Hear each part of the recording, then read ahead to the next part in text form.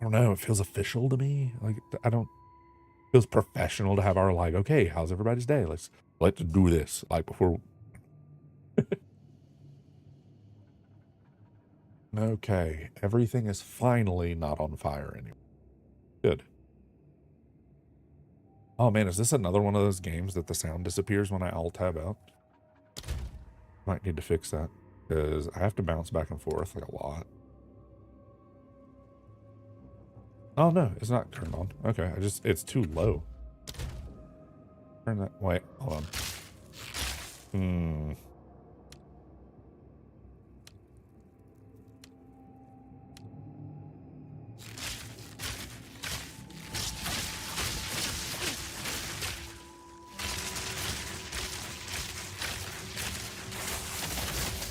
Okay, that's good. Let me know sound-wise how that's doing for you guys, but it looks like it's fine on my end. So I'm not going to mess with it too. I thought about viewing the Exodus channel while we were setting, or Exodus trailer while we were setting up this morning, but kind of forgot. We had to get my youngest ready for a dentist appointment, so everything else seemed a little bit more superfluous, and I never got around to fixing it. Okay. Yet again, I must call upon Alva. Alva's weirdly perky. This is the largest soul core I've ever seen. Oh, I've seen this fight. In the waterways, but it isn't charged. There is still latent energy residing here. From what I can gather, these lines in the stonework should lead to generators. You might need to find some more soul cores to spin them up, but everything looks to be in surprisingly decent condition. Maybe the constructs have been maintaining all this. In any case, let's hope it still functions. We'll then have to remove that large soul core from the wall, of course. But that shouldn't be a problem. Okay. Let's do this. At least it's not directly into that fight, because I've seen that fight before, and I'm not looking forward to it. Take this! So my current setup is for mobbing, like killing small groups of dudes. It's my lightning arrows, and then ricochets between each lightning rod on the ground.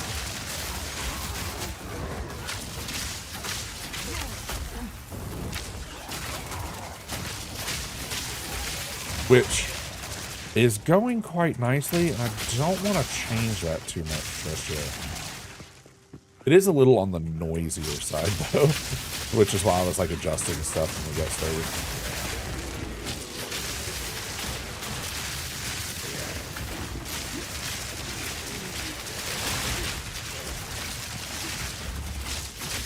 Single target, we're using the rain of arrows in a tighter grouping.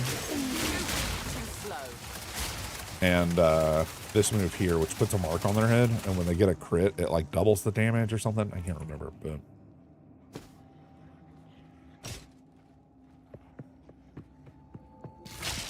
there's a couple other moves that I want to look at. There's one for crossbow. For crossbow shoots out a shotgun of... Got no pack space for that. Am I really already overly full? I am. Awesome. I know I forgot to do something before I stopped playing last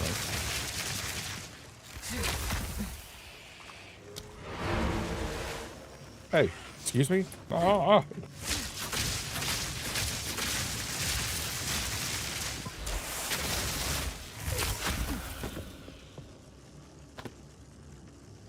Good. This game with multiple people, though, is weirdly fun. I was running with Queenie, formerly known as Queen of Taming, a while back. Running a 6-stack of people. Dude. Like, people complain about, oh man, this game's so hard. And to be fair, it is very difficult. But it doesn't scale properly for multiple people. So, you run 6 people and you just run wild over the content. Kind of crazy. haven't figured out what I want to do with these bows yet. It's only slightly better than the bow I have. The difference is the bow oh, you know what? The lightning rod skill only translates physical damage into... Huh. Actually, I could just crash most of that. That's good.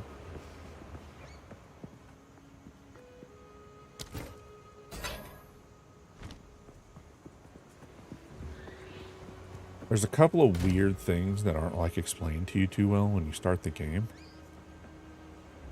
Is that worth holding on to? I don't want to say yeah, but I don't know yet. So for now, we'll just throw it in the box. There's a really cool build. The guy that starts with a shotgun, the mercenary, he has a build that lets you socket more gems. And that's kind of on the fantastic side because of all the crazy stuff you can do with it. I saw someone did, they were running the mercenary with a quarterstaff, one of these. And the quarterstaff kind of works like a element imbued. Think Gandalf, but like instead of casting stuff, well, I mean, he didn't really cast stuff anyway. That's an entirely different story. But like when he used his staff to like hit people a lot, there was a couple of pushback things and stuff he did. But think instead of doing that, like every time he swung it, lightning came out of the end. That's basically what the staff is for. And Monk's got some really cool stuff that works with that. However, the mercenary has a class that lets them equip more gems to their abilities and like augment stuff more. And the dude went full intelligence, which is already really weird. He went full intelligence and with a quarterstaff and a mercenary, which seems like completely counterintuitive because mercenaries, a lot of their base stuff is strength dex combined. But they ignored all that. They went down the Gem Legion route and all intelligence. So every time they swung their staff, the lightning covered like almost the whole screen. It was crazy. And this is my favorite time for games like this, the discovery phase. Oh, yo, hold on.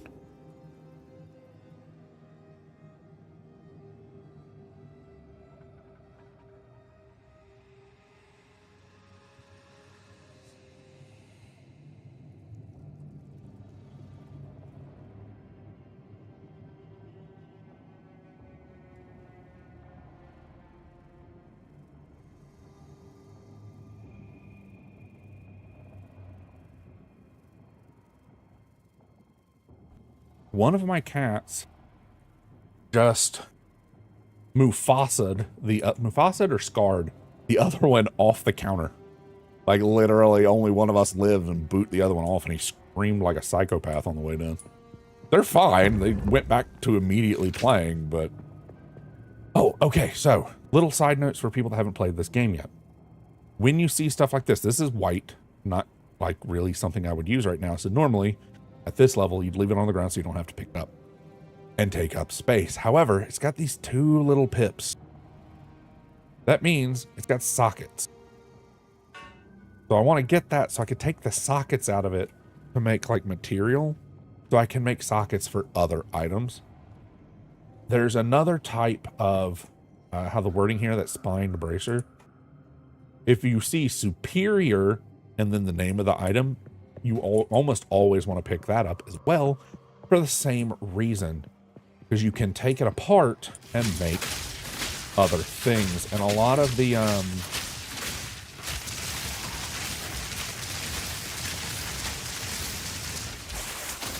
oh my gosh, my cats are going crazy right now.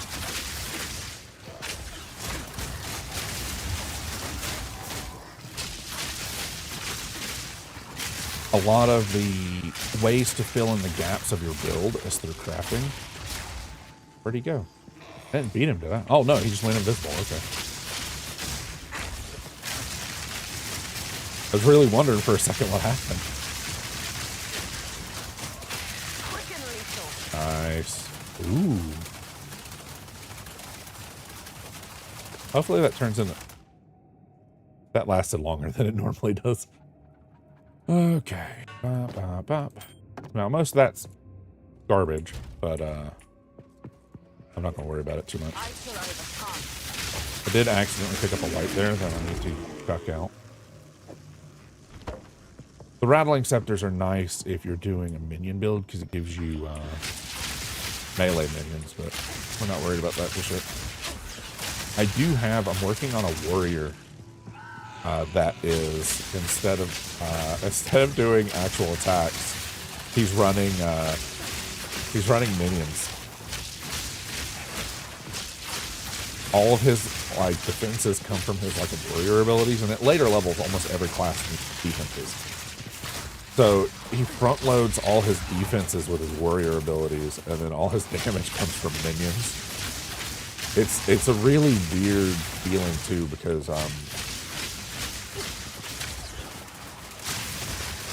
you don't have any attack abilities that aren't minion based.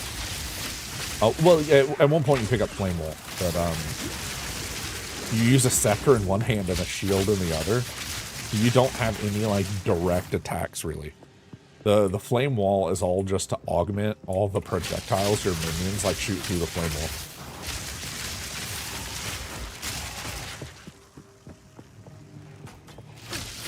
But some of that build has already been nerfed. It got nerfed last height, I want to say. So the chances of us actually... Hey. The chances of us getting too far into that build is actually kind of low. I don't get enough gameplay time to worry about running multiple builds. Now, I did see something that if we ever get to the point where the stream is self-sufficient... Okay, who's rezzing? If we ever get to the point where the stream is self-sufficient, I'm actually going to probably start... Noxus! How's it going this morning, Noxus? How was work? Or is it your day off? I never can keep track.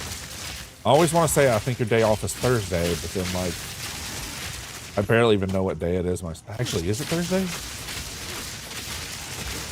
What day is it? Oh no. Wait. So yesterday was Wednesday. No, Tuesday. Words. I'm not worried about it. Let's not think. Thinking is hard. The whole point of this day was to not have to read and have thoughts. Of course she does.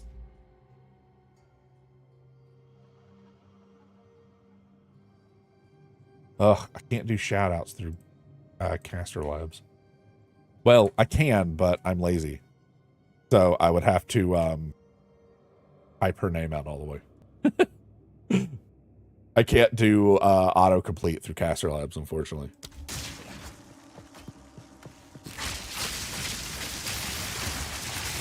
Now, this game looks kind of easy right now, but it's the minion type we're going against. Skeletons and undead just really aren't... Unfortunately, they're not really an enemy you have to worry about. Almost every single build can take care of these guys without a problem at all.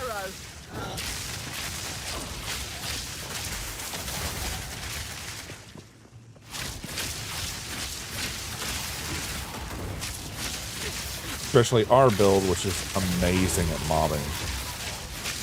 There's another version of this, though, that has the shotgun lightning build from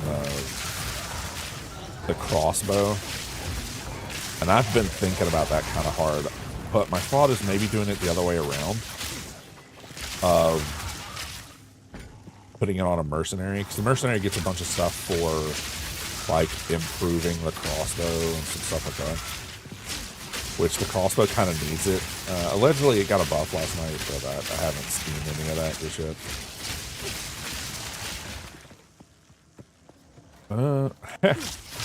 I wonder what's in here.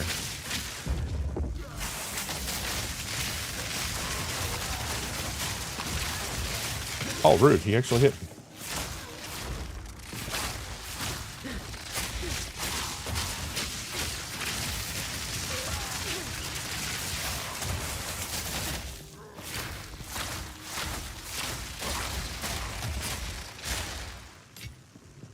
Yes.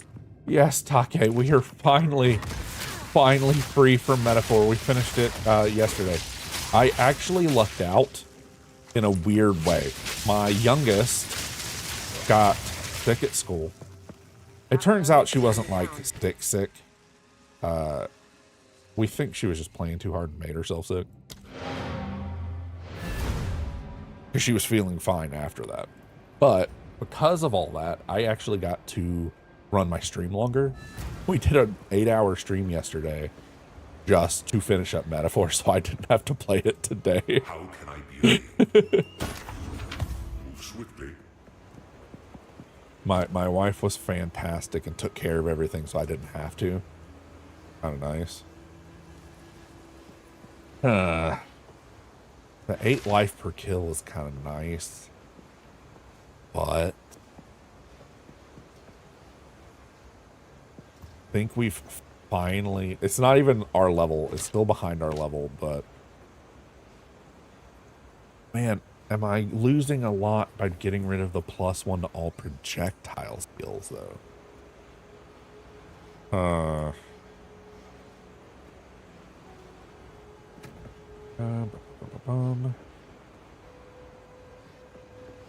No, which one is, there's something I need. Oh, here it is.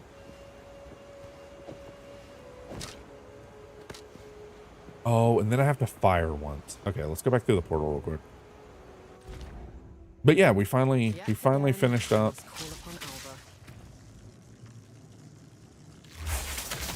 Okay, 379.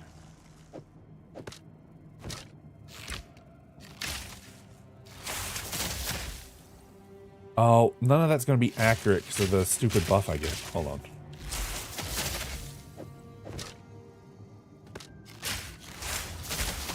$427.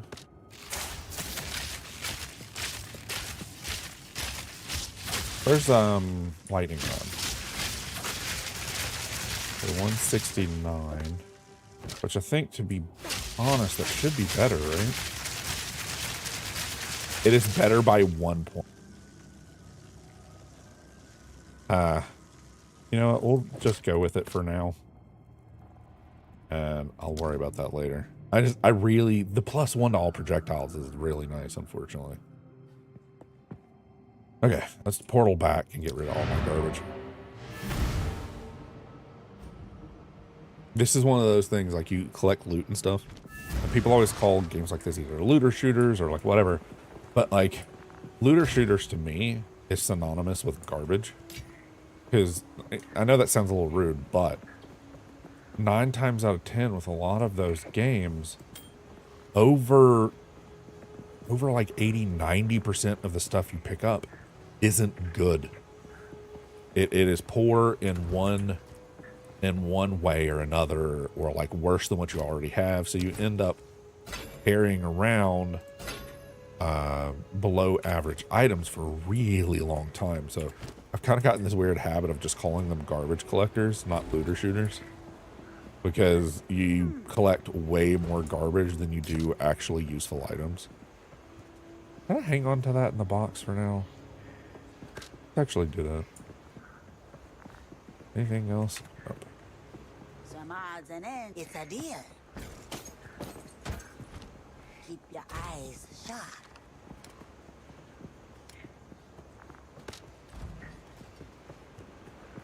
Okay. Oh. Wait. Hold up. Hold up. I did something dumb. Where'd it go, though? Oh, God. What are they called? Oh, this is a bunch of stuff I haven't sorted through yet. I really did just, like, crash out last night, didn't I? It's not currency, is it? Oh, it is a currency? I didn't know that. Oh, look at that. That's actually kind of cool. Okay. That tab is a special tab I bought from, there was a sale going on. And to get into this game, you have to pay like $30 entry fee, basically. You get $30 worth of in-game currency, though. Or like there's some other ways to get into, like getting an invite from other people. People that bought like higher degrees of the game also get like keys to share with their friends. But those keys obviously don't have currency attached to them. Well, I actually bought into this kind of early on to the $30 version of the game. And I had $30 worth of currency, and I spent most of that already on stash tabs. The one I really wanted. Hey, look at that. I need to find another soul core to use this. Best keep moving. That doesn't look great. And we turned that on purpose. Did it turn all these? Oh, I knew it. I knew it. We turned all the automation on. Oh, man. Now, there's supposed to be a way. I haven't seen how to do it yet. Oh, look at that. Okay, that's cool. That's cool. I wondered how we did it. They added the ability to move from checkpoint to checkpoint. And I heard people talk about it, but I didn't actually watch anybody do it. Storm point. The reason why that's important is there's a lot of times, beginning of the level, important parts of the level have checkpoints before bosses or whatever, but then there's like nothing else in there. And you can either teleport back to town or whatever, but the checkpoints now give us a way to get back out without, like, you would go back to town, checkpoint back into the map. It was like 2 extra load screens to move quicker. So they've made it to where instead of you doing all that, just you walk up to a checkpoint and you can use that to get to another checkpoint that is on the current map. A lot of people are like, oh, well, what's the point in movement skills? And it's like, how is that any different from teleporting home? I do you know a way out. If we fail and the Empire falls, I have one last resort. I fear it, but it is my last hope. We imprisoned Iklotil, the Black Jaw, in a Sorkor, alone for his crimes. Isolated like that, without any other souls in the lattice, his stone form seemed to retain much of his personality. Do I dare drain my own lifeblood into something we used as a punishment worse than death? We have toiled so long to defeat death. All I know now is fear. If the sky turns to blood, if flames consume Utsal, only then will I decide. Okay. So, this is a play on this whole area, this whole part of the map, part of the act that we're in is a play on like, kind of similar to Aztec, lore. I don't know what you call it. Mythos. It's a play on that, and there's a lot of nods to Aztec stuff. Everything's ran by these blood crystals that they get from sacrificing people to their chaos magic and the chaos god.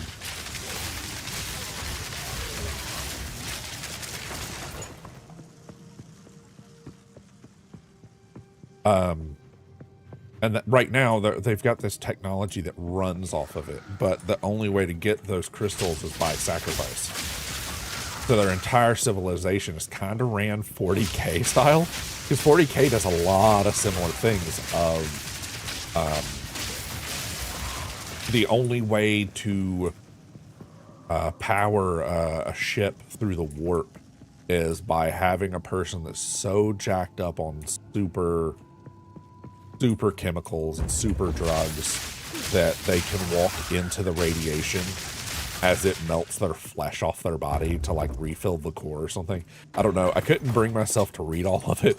It was freaking me out really bad. But they basically, that person, their entire job is to die to put the core thing in. And they have, you know, every time they make a jump, they have to sacrifice another person to get the ship to work. And it's kind of weird. A lot of stuff in 40K is that way. And this is kind of like a weird Aztec version of that. Like, they have all this automation, all these like robots and stuff that kind of feel a little bit like the Dwemer from, mixture of the Dwemer and Aztec, basically. Kind of what you're getting from it. That, kind of steampunky, but everything's made of stone. I don't know. It's kind of weird. I really like the flavor is where I'm going with that rambling session.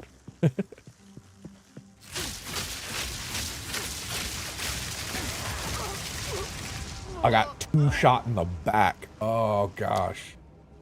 The first one stunned me, so I couldn't roll out of the second one. Now, if this was hardcore, I would have lost my character. Actually, I don't even know. As much as I would love the concept of playing hardcore, this game has too many random things like that, where it's like, not random, but it's like, you know, if you're fighting this boss for the first time, you're definitely going to lose, you know, that type of thing. There's some of them that do so much. I got stunned again. And frozen. Oh.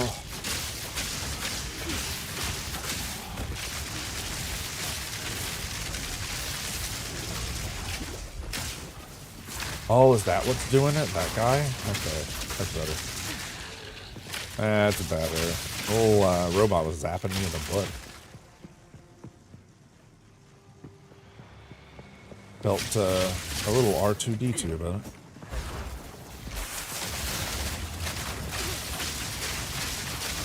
Oh, that elite just got deleted.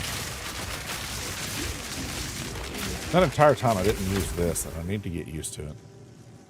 It puts a rune on the ground that if I stand in the rune,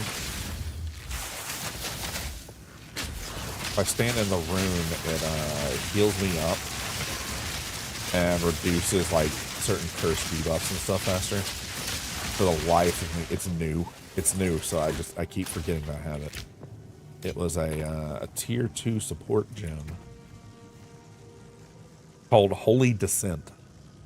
Leaps in the air, creates consecrated ground when you land. Consecrated ground makes ooh, a superior blue. Okay. Consecrated ground gives you faster life regen and reduced curse times.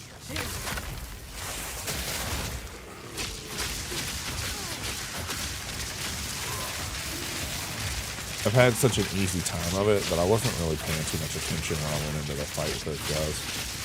I was like looking over at chat fighting at the same time. Kind of my bad. I could have just stopped looking at chat for a minute, but nope.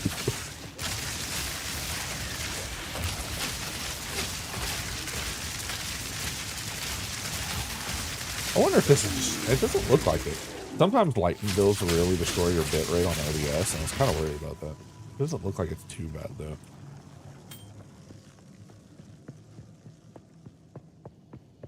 Been holding on to a bunch of my rings, just due to the fact that there's been a couple of fights where it's like the first half of the fight was pretty easy, and then the second half they suddenly swapped to you know, I do believe my screen shake is back on.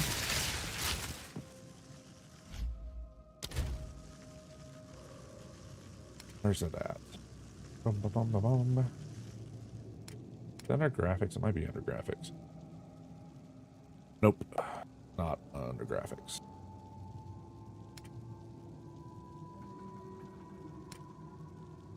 Interface? That doesn't sound right. I have thought about actually changing the color of my cursor, but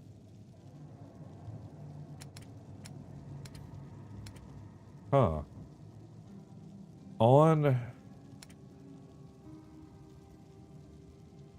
console, the thing I'm looking for is in this menu.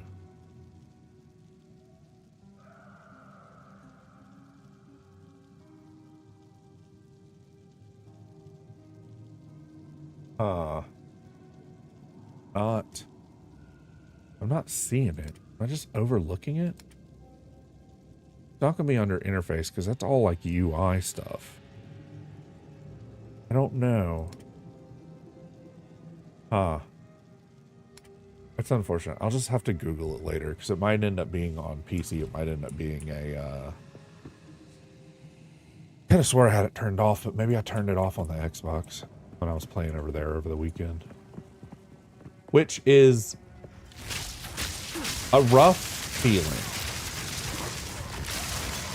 Some of the classes work pretty good, or like some of the builds and stuff work pretty good on console without much of a problem. This one struggles a bit due to the fact that like I can shoot here, or here, here, or here, and I can set up lines of arrows. But on console, this specific little setup is really hard to pull off due to the way the targeting and stuff goes. What's the green exclamation mark? Oh, is that actually back to where she was at, maybe? I don't know. Let's go see. No, 'cause she's over here. What's this? I've never seen that. Is that the last place I died? Oh, I died and dropped the soul core. Okay. That's nice. That's really nice that that put it. Ooh. Ooh. Oh, no. Do I tempt it? Let's tempt it. Wait, how does this work again? I don't remember. Oh, yeah, okay, it's the other way. What? Oh, okay, my bad. Unnatural. Unpredictable.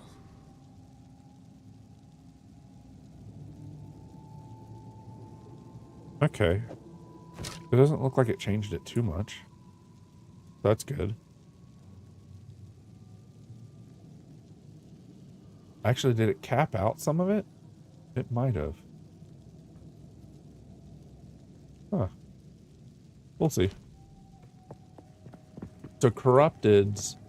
Oh, and that's the thing for the checkpoint. Look at that. Then I can just teleport over here if I need to. That'd be farther away than we want. Nice option. Because then if we find another... Well, I think the corrupted altar only works once.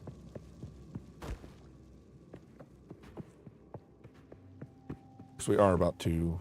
Say about. I think I have to do another half of this dungeon. What is all that?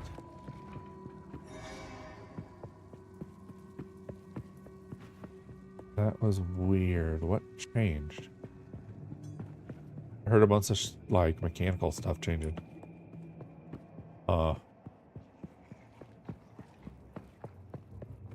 I actually play the game on WASD, which lets me do this. Backing up and shooting at the same time. And you can't do that with a point and click. Well, you probably could. Like I've seen people do micromanaging in Charged arrow. I've seen people do micro movements in StarCraft and stuff all the time. I just am not capable of that. People that came from League or played PoE a lot, maybe, but like a lot of the older PoE builds I saw was kind of all about eliminating that type of movement from being needed. So I don't know how viable that actually is.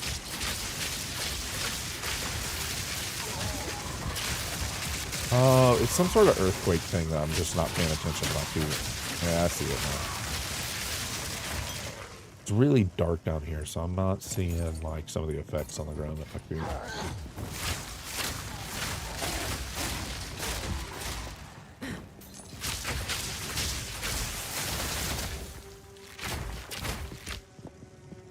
Okay, that connects back up to where this other one was.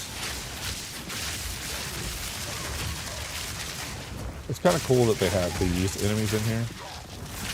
Because there is a set of summons that you can get that do the exact same thing. Where they throw like explosive pots. And it's a nice like double use of an animation.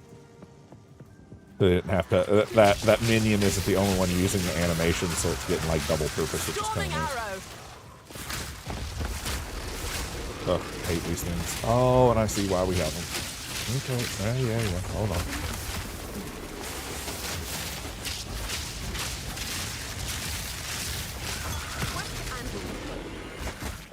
Let's run through these real quick. There we go. Ooh. Armor scrap. That's the thing we want to, I was saying, anytime you see something that's superior, that's the reason why we want to grab that. Is so we can break it down into armor scrap. Or weapon scrap. I think weapon actually breaks into, pieces of a whetstone, but same concept.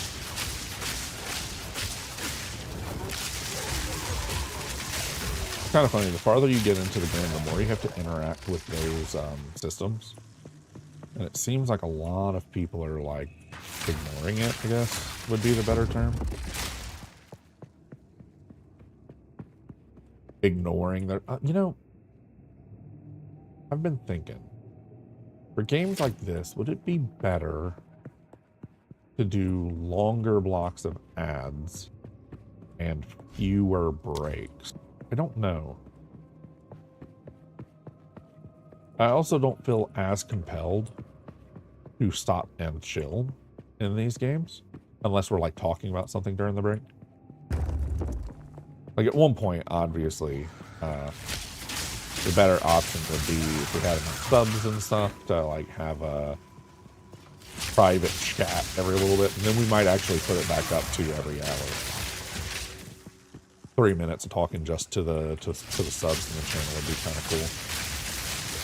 But that's you know, years in the future, or getting really lucky and having a TikTok suddenly go viral.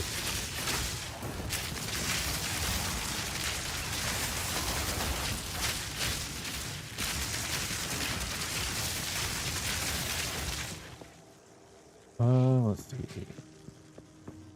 Are you stealing all the ice, dearest? I think that's a yes.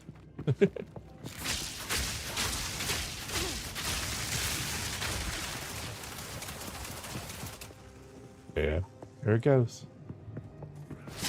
It's like our most used appliance right now is our ice maker.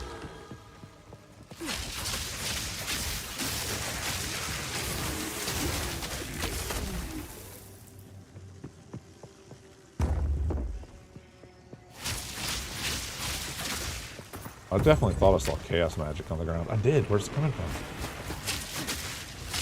Oh, you really fighting me from outside the room? Okay.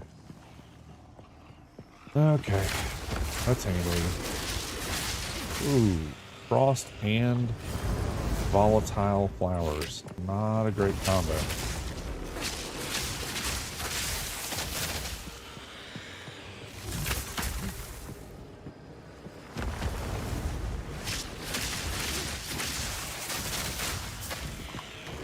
Oh my gosh, it disappeared again.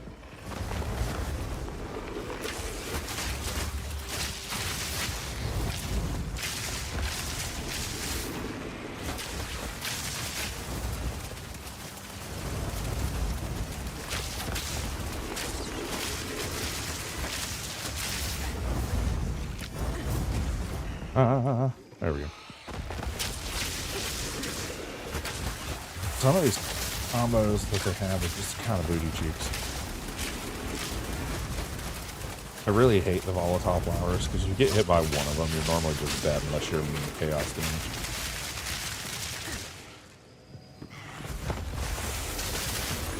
Woo!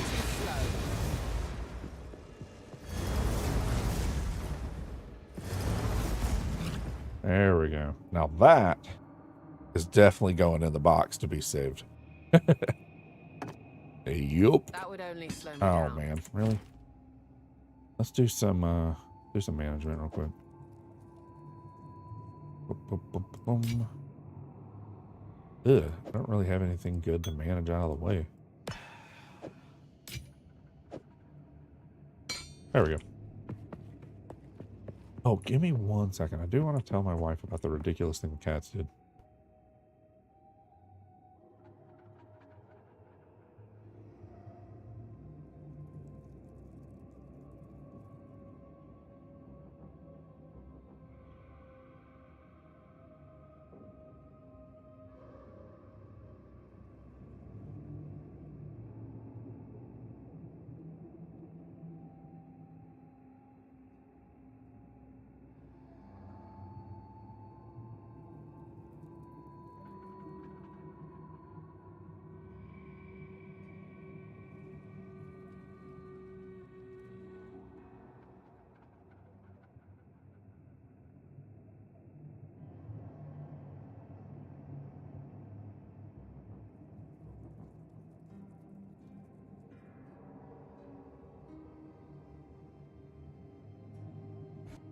Okay, I'm back. We haven't found the stone for this yet, have we? Oh, we did. Look at that. That should do it. Let's power up this giant energy death machine. That sounds like a great idea.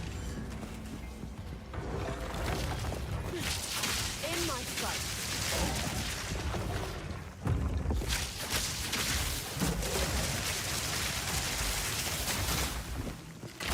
There we go. We've already been up here, so all that's going to do is get more of the mech minions after us.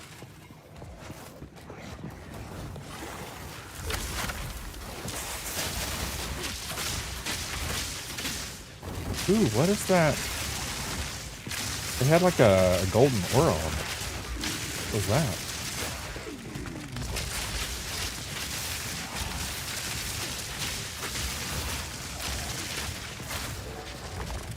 I don't know. Oh, there is another soul core, which means there's most likely another treasure, door, or side boss. Powering up an ancient generator. What could go wrong?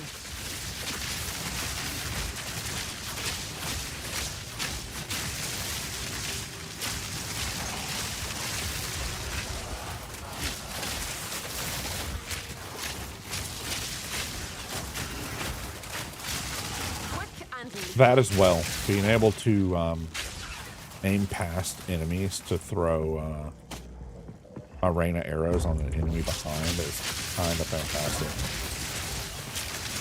I doubt you'd be able to properly pull that off on controller.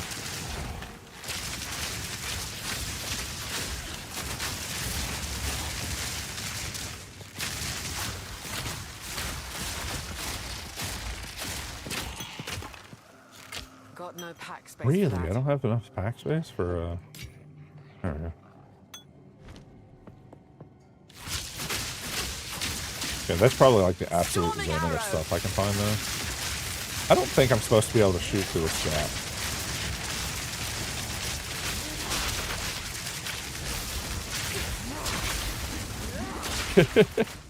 gap. Hold on, let me just go in here. There we go.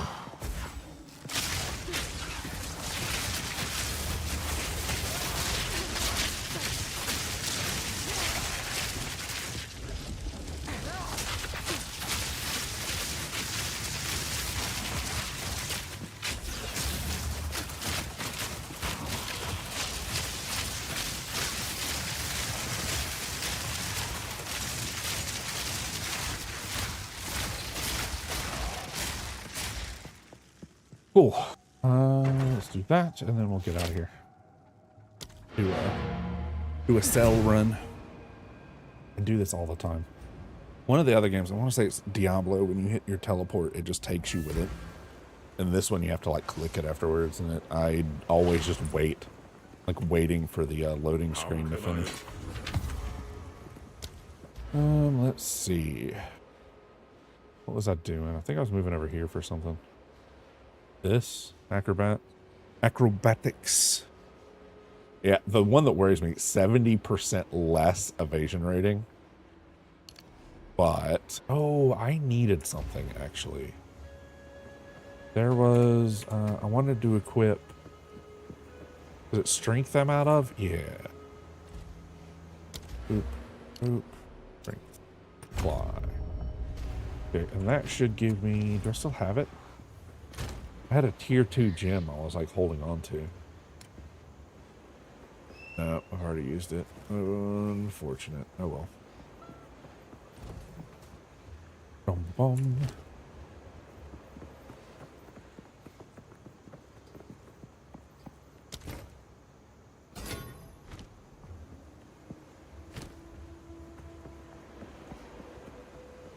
Amethyst ring isn't amazing, but I do have others that are better. Let's I had one that was also worse. Ooh. Did that auto place? Hey, it did. Oh, I have 2 of these now. Huh. Oh, one that's a low rank. We could use this one pretty early. This one's not to level 36, but having a backup set is not bad. Leech's Life, that could be all right. I think we're going to... I don't know. Let's keep that. I'm not 100% sure yet, armor-wise, like what all I should be keeping and what all I shouldn't. So if anything looks like it has some of the more standout, harder to get skills, I've been holding on to it. There's some that like chest piece that has spirit on it is ridiculously good. Oh, one of these was yellow. I don't have enough of the there's a currency that breaks into. Oops, didn't do that right. There we go.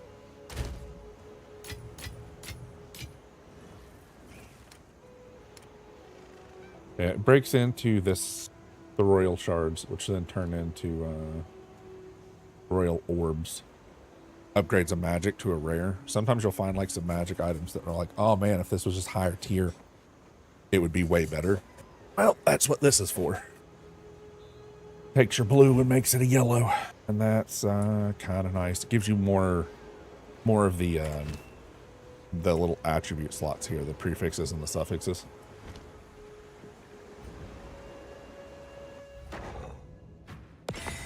Grab that.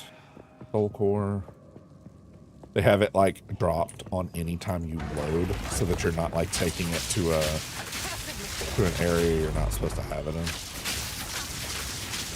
Like that's pretty foresightly. You would automatically assume your player base would try to break your game. It's good, good, good.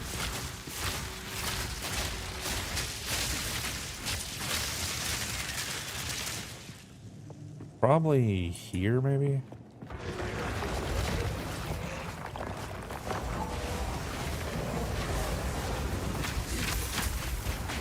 Ooh.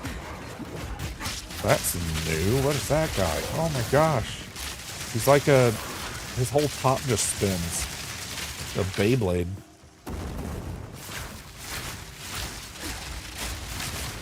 The other thing that's kind of weird with that, with some of the targeting, like you don't just shoot in a direction. Like if it, look, because it's auto-targeted, I'm aiming over here, but it's hitting this guy.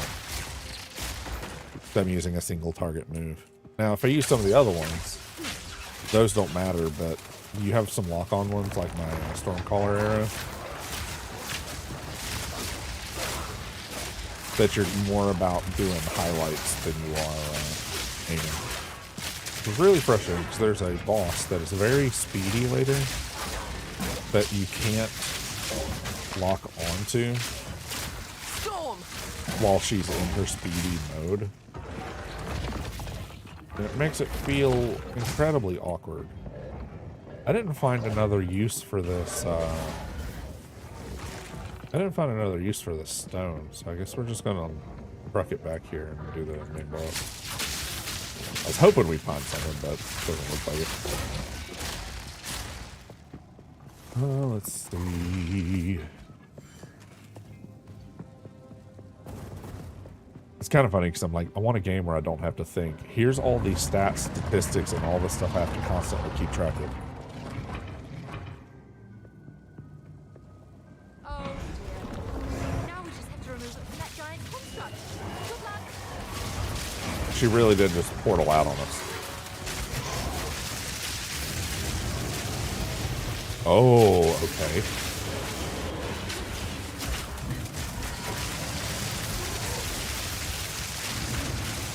Ooh.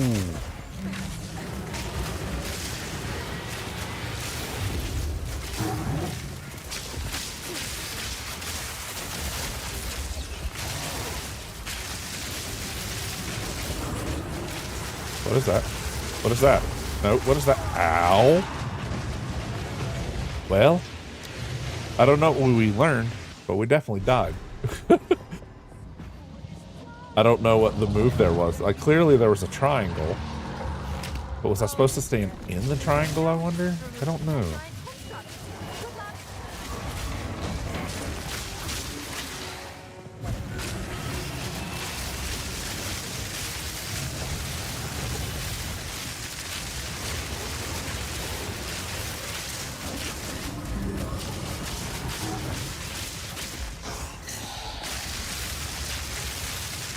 Yeah, I looked out that time and just like kicked him out of the animation.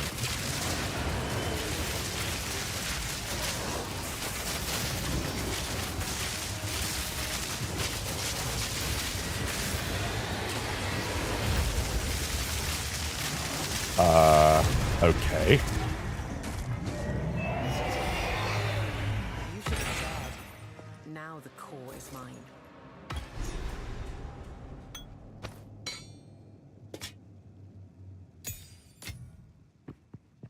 Huh. Now I have to return to the infested barrens and activate the stone altar. I don't even remember what the infested barrens is. I remember I kept accidentally going there yesterday, but not going there on purpose. Did I get all my optionals down here? I did. Awesome. That's good. Oops. The map system I screw up a lot, so ignore all that. Okay, I got my Venom Drought. Got all of these. This makes it look like we can come back here and do it again, but I don't think we can. This is the only permanent choice in the entire game. Each time we come through the act, we get a different option. I went with mana regen just because this specific ranger class is very mana heavy. I actually use more mana on this on almost every class, but the sorceress thing I've got going on the one I'm playing with my wife. It's all about throwing out these like ice orbs, and it just eats my mana. That's not a good sound. Did it lower this? Is that what it did? Oh, okay. That seemed a little silly, but... Ooh, what was that? Ah. I suddenly got hit by a giant draft of air when you got up. I thought the, like, back door or something had, like... You know how our front door does that? Sometimes the wind just, like, blows it open. Charged arrow.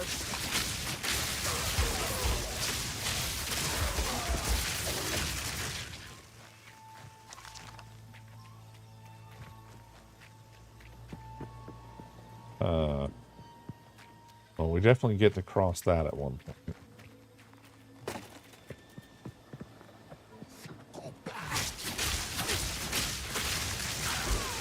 Yeah, they have aqueducts and everything. Like, They'll steer clear of me.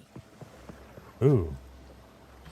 If only the Val lasted half as long as their contraptions.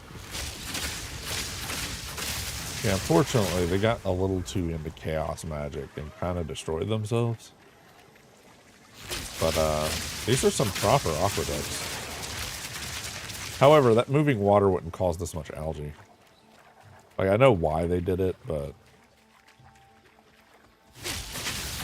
you'd see sediment, you wouldn't really see green.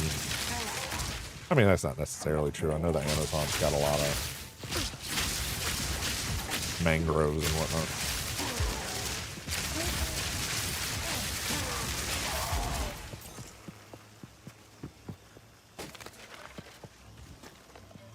Is this going to does that just do this one, or does it do the one over here? Ah, it does the one over here as well. Look at that. We're using our puzzle brain. I hate it. Ooh, I need to not roll backwards against that. As I roll backwards again. Prepare yourself.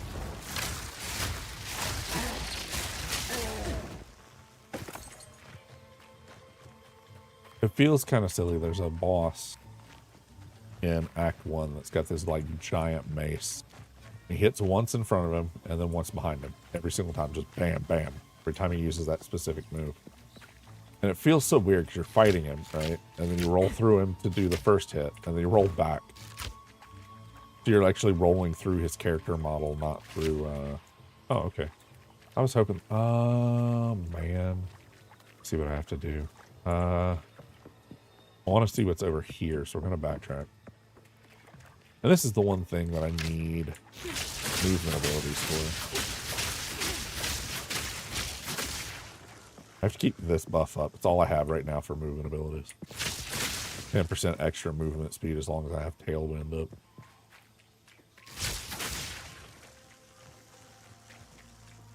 This is the one I wanted to see in what was in here before. And it's nothing. I'm so glad we came and did this. What I get. Let my curiosity take over and got nothing for it. Buh.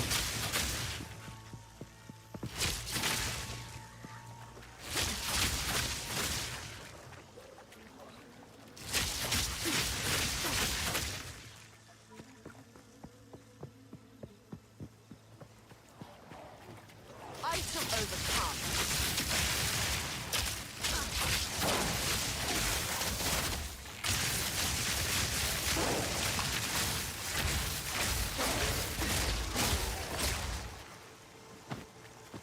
I keep accidentally hitting Z as I'm hitting A and turning my like loot vision off or whatever we're calling that.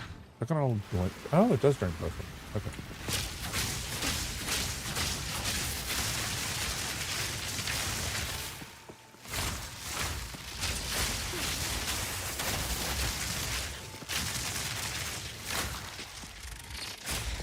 I think this is not the right way, but then I see this here and I wonder.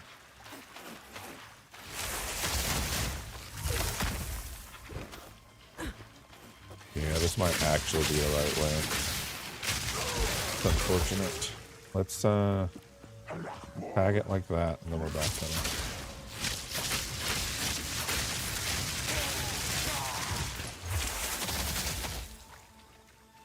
So there's another version of this, what I'm working up to, is you put these down, and then you throw one of these like frost explosions, but instead of frost, it's lightning, and every single one of the explosions activates one of the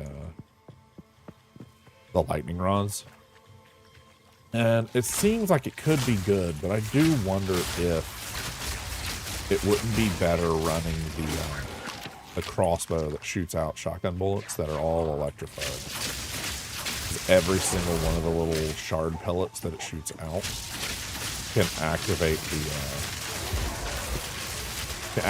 lightning rod, which is kind of massive.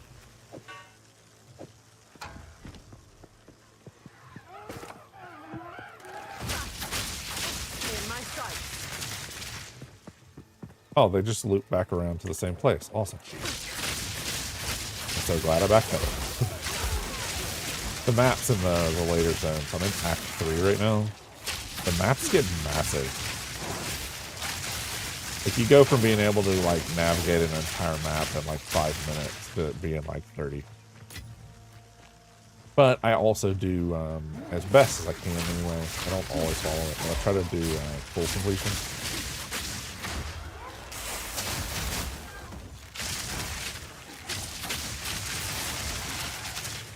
Full completion obviously takes a lot longer. This probably sends us forwards. Let's interact with the checkpoint. The other one's all the way back over here. Okay.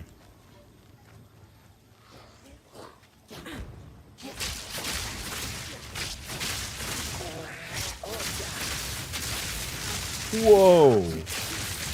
That was a bit much, lady.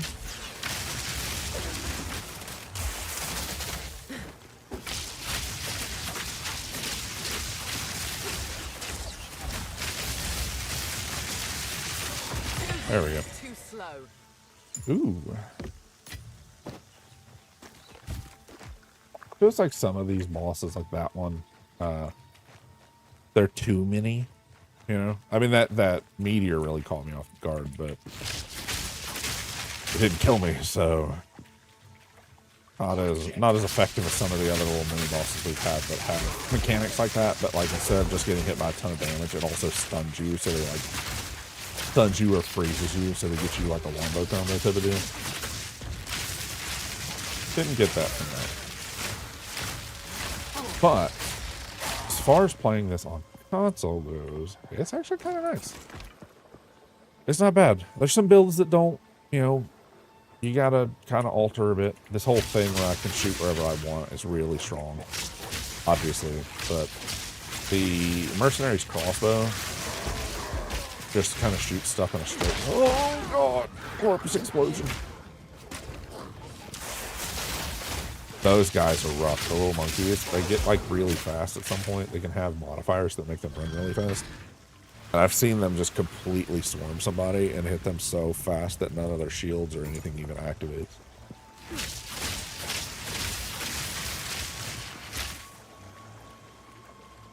Wonder what's going on here. I mean, I feel like we come back there at some point. It looks like it's walkable like some of the other areas.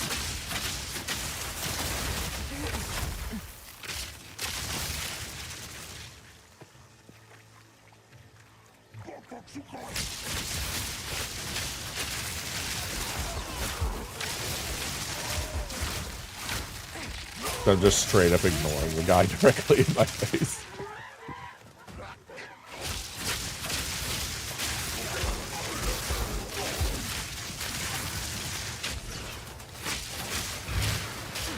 Oh, I saw it coming. I still screwed it up. Hey. Stop with the corpse explosions, man. It's not nice. It is not nice.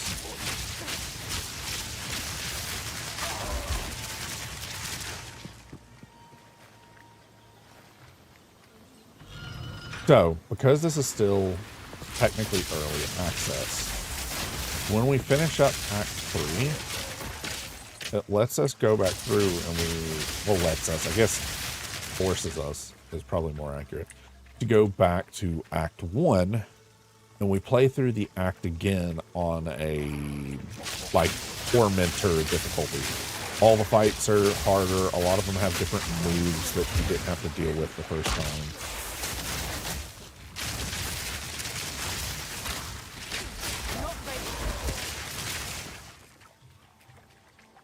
Which I'm actually kind of looking forward to. Some of the early fights, once you know the fight, it becomes so easy that if it was just the same thing, but they had a little bit more health, it would feel old very quick. Let's explore this once we get this open, because this definitely looks like forwards.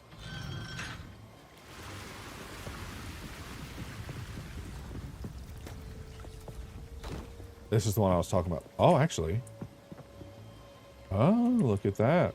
This is forwards, because we have to find another one to lower that. Okay. Okay.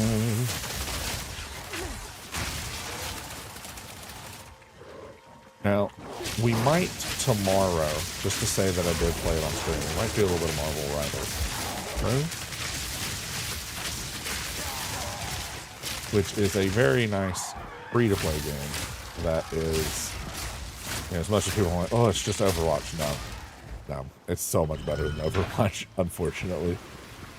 Like, Overwatch has been around for so long, but they've sat on the IP and done absolutely nothing for so long that, like, even their skins aren't, like, Overwatch skins aren't what they used to be, like, even in the slightest. They'll have, like, an $18 recolor.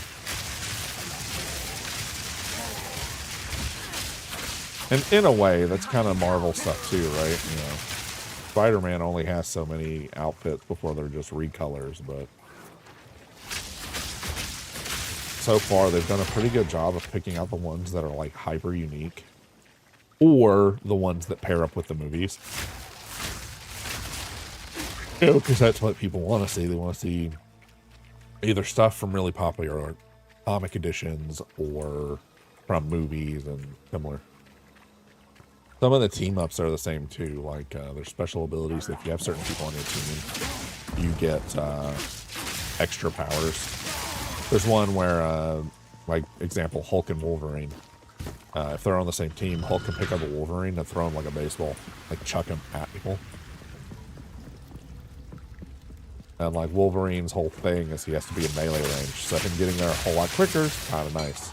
The problem is a lot of people just use it for trolling, where they purposely throw Wolverine off the map, and there's nothing he can do about it.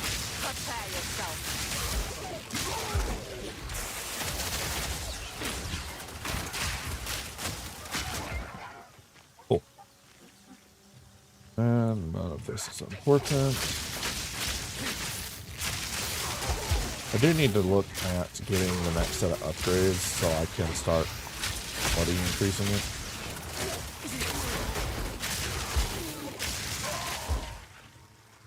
Have enough to properly like push up another piece of armor.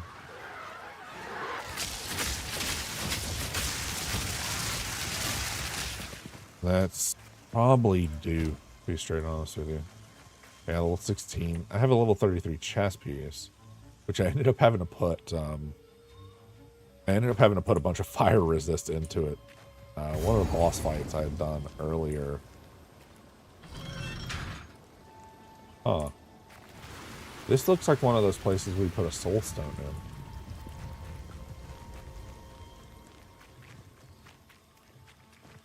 I don't know.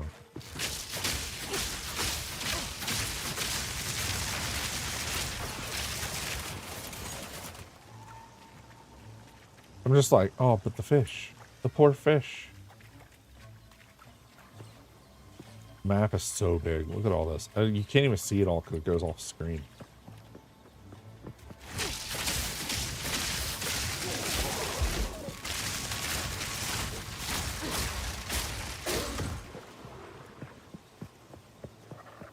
Still nothing. Hello? There we go. Hey. Ooh, that was a little, that's still broken. That's not even open. Can I walk down here? Okay. I'm not going to question it too much.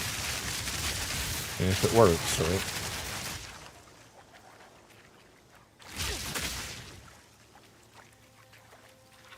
Hey, this is the other one I was looking at earlier. I was like, why did it bring us all the way down here? It was to show us that we still had water that we needed to remove.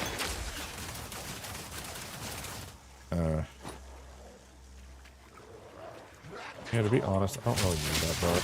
I'm looking for a belt that has 2 charms on it. As of right now, I don't have one with 2 charms. But maybe that's a, Oh! Okay, I don't know which one of y'all did that, but we don't get to fight if you're a special.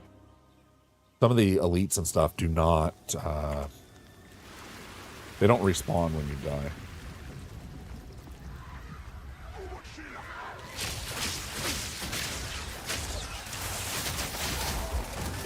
It's actually one of the ways to farm the Chaos Trial. Chaos Trial drops corrupted gear, and like a lot of it. So you get all the way to like the end. You purposely die to the boss, and you like take all the gear out. You get on the Chaos tokens, you get like 10 attempts or whatever. You waste your first couple of attempts. I went ahead and just did it because it also gives you this lever really was broken. It's not even here anymore. Oh, there it is. Yeah, look at that. These guys are still swimming like there's water.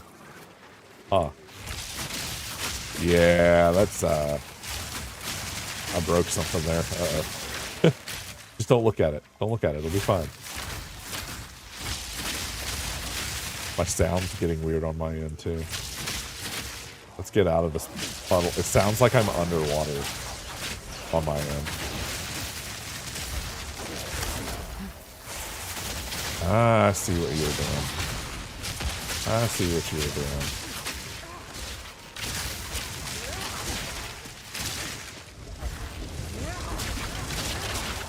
Detonating ring. Yeah. Oh man, this is gonna crush me so bad.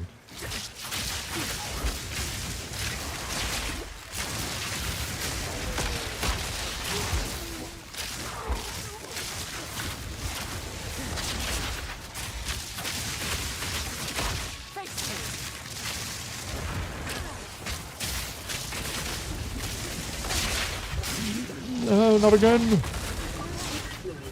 Never. I'll get it in a second, Leechy. I'm dying. Easy trophy.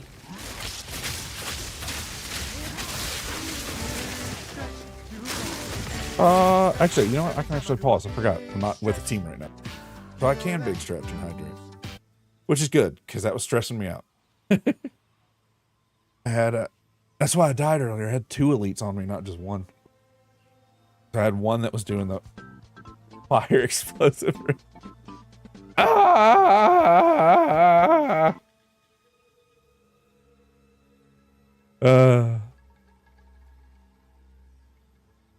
You know the funny thing about that, Legion, is Nola might actually make a bot to do that on command every time you do the regular hydrate. I brought it up and I'm like, oh no. Okay. We'll get back to this. I've been looking at, I was cleaning my ear cups today for my regular headphones. And it's kind of rough. Super gross. Like, took me a while to get them clean. And it took me so long that it wasn't,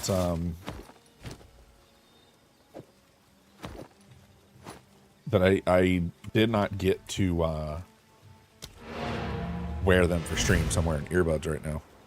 But in the process of doing all that, I'm like cleaning it and like reading stuff, like reading articles and stuff while doing all this at the same time. And I purposely got for my Xbox Elite headset, I got cloth set because they breathe more and it makes your ears not sweat, right? And I was like, oh, that's good. I originally was going to get a set that had like cooling gel inside of it. But then after doing some research, found out that a lot of the cooling gel only really works for about the first 20 minutes of you wearing them. And then it's just as hot as normal. And I'm like, if not hotter. Like, well, that's not what I want. I wanted something that would breathe so they're easier to clean. So my ears and stuff aren't sweating so bad. And I thought that was the way to go, right? I went cloth. Well, come to find out, cloth is really bad for absorbing sweat and oil. So even though your ears don't sweat as much, they the oil and sweat gets absorbed by the sponge part of the ear cups. And I'm like, okay, well, what do I do about that? And it's like, just replace them often. And I'm like, they're $15 a piece. What do you mean? Like, I'm not doing that. I know that much. I'm not replacing no ear cups every couple of months for $15. I'm not doing that. So I was like, you know what? Let's actually ask someone that's a little bit more. Oh. 88% increase to evasion and energy shield.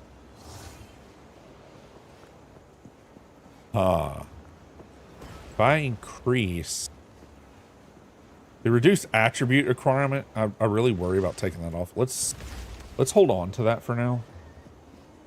I'm not going to throw it in the box. I'm going to get the rest of the stuff out of my inventory so I don't have to look at it. Ooh, 102 armor. More max life. Max mana. I lose out on lightning and cold resist. If it really comes down to it, I could probably throw a gem socket on something. Let's not worry about that. You disenchant. Let's disenchant that belt. Actually, what level is that belt? Nah. It's fine. We'll disenchant it. And then we'll keep everything else. And then we'll sell everything. Oh, I wanted to break that apart too. Didn't see it.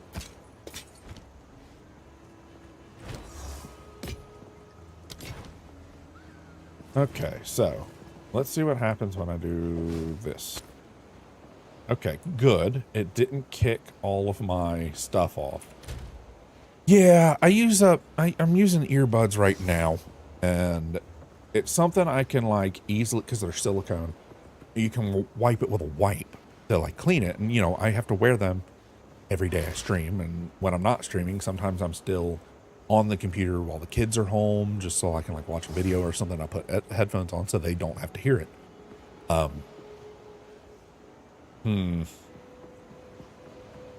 This is 343, but how much of that is caused by increased quality? This is going to be a waste, I know it, but I'm gonna try and increasing the quality, increasing the quality of that item. But so in all that research, I was like, you know what? Who I need to look into? I need to look into sports broadcasters. I need to look into sports broadcaster equipment. I need to look into professional DJs, right? People that have to wear headphones for 8+ hours. What are they wearing? And almost every single one of them are wearing leather ear cupped headphones, which to me kind of slightly blows my mind because that seems ridiculous, but I hope this is worth all this. I don't know if it's going to be, but we're definitely going to check. Okay. That's up to 20. Now, our evasion doesn't get up to quite the same amount. And at one point, we might actually have to look into more evasion, especially when I buy this next statistic. So I'm not going to break this apart. I'm going to save it in... Let's actually put a... Oops. Let's put this over here. Let's add it to armor. And let's name it.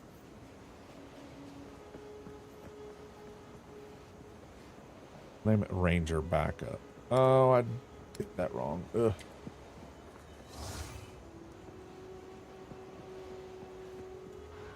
There we go. And for now, anything I'm trying to keep or practice with, we'll do that. Evasion rating is 85 with this. Out at 74. The cap for evasion, I want to say is 90.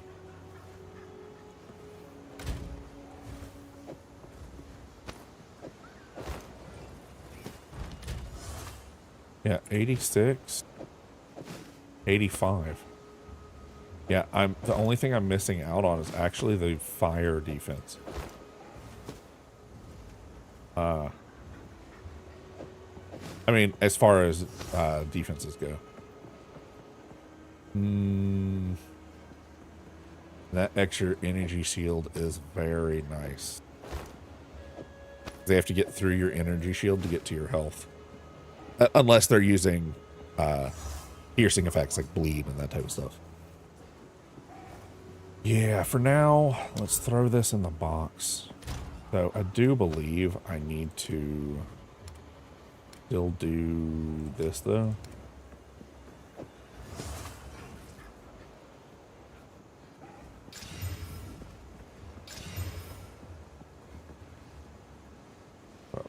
Oh man, am I out of them?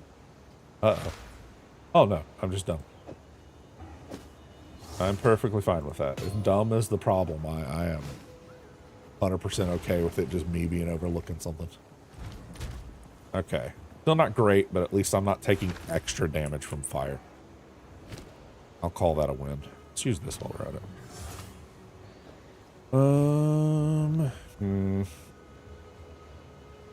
Do it on Frost Cell, though.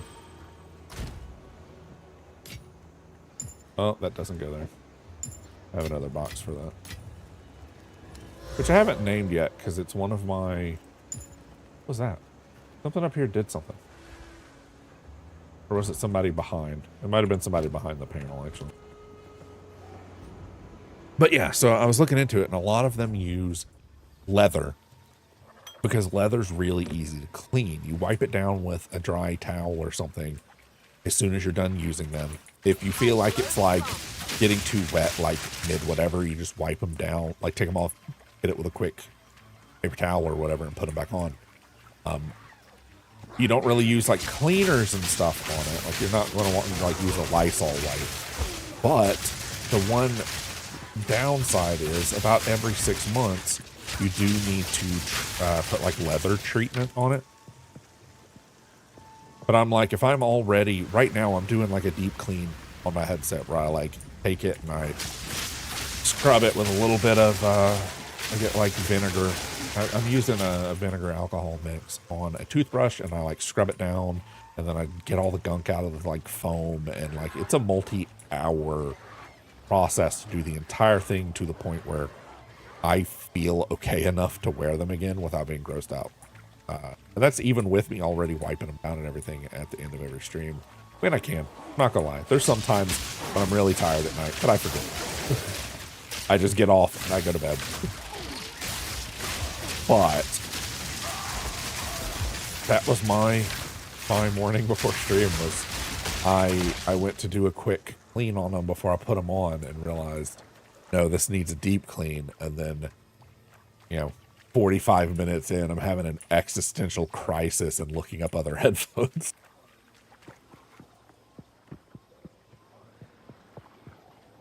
Because even on my shorter streams, it's still 4 hours of having that on my head, I originally didn't do leather because I'm like, oh man, leather just isn't going to breathe, right? It's not going to breathe. It's not going to really let sound in. Yeah, pretty much. It's kind of like going down a Reddit rabbit hole, but I was like properly looking up like a bunch of stuff. It wasn't just like a quick Reddit look. It was like comparing products and stuff as I was like scrubbing and letting it dry and scrubbing and letting it dry.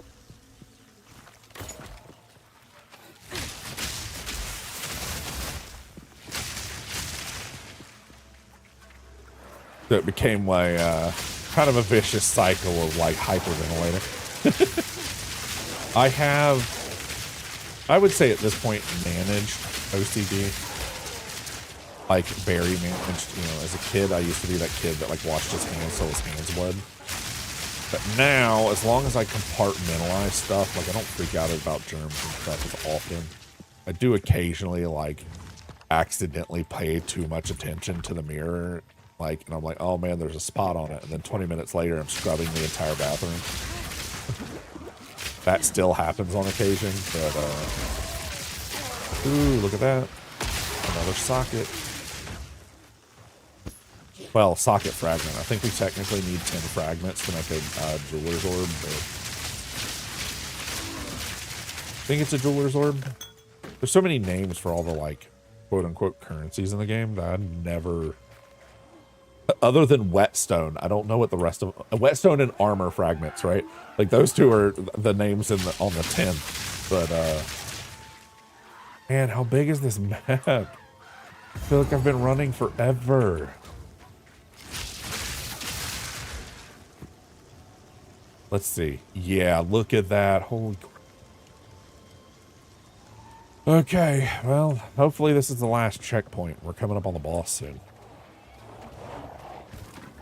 Yeah, all the stuff I was looking into, like, what's the easiest thing to clean and, like, whatever, and it's all like, just use earbuds, and I'm like, earbuds are worse for your ears, though, because you're putting something in your ear and agitating the inside of your ear, which then generates more earwax. Like, over the cup is better for your overall, like, health.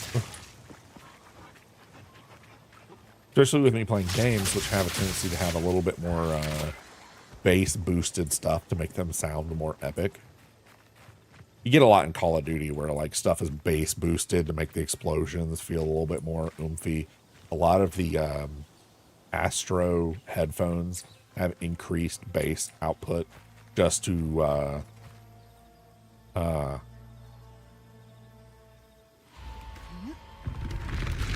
really feel like I shouldn't pull this, but okay. Oh. Oh, okay. That was a cool way to show that.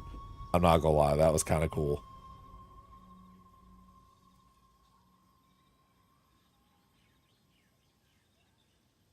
Oh, you're not really not gonna let me just teleport back? Okay, that's fair. That's fair. I don't know what I thought. Done. Finally. Since I'm going back to the encampment, it'd be better just to do this, right? I think so, anyway. Yeah. The Ziggurat's encampment. Well, ooh. A gargantuan flask. Hello. Quickly.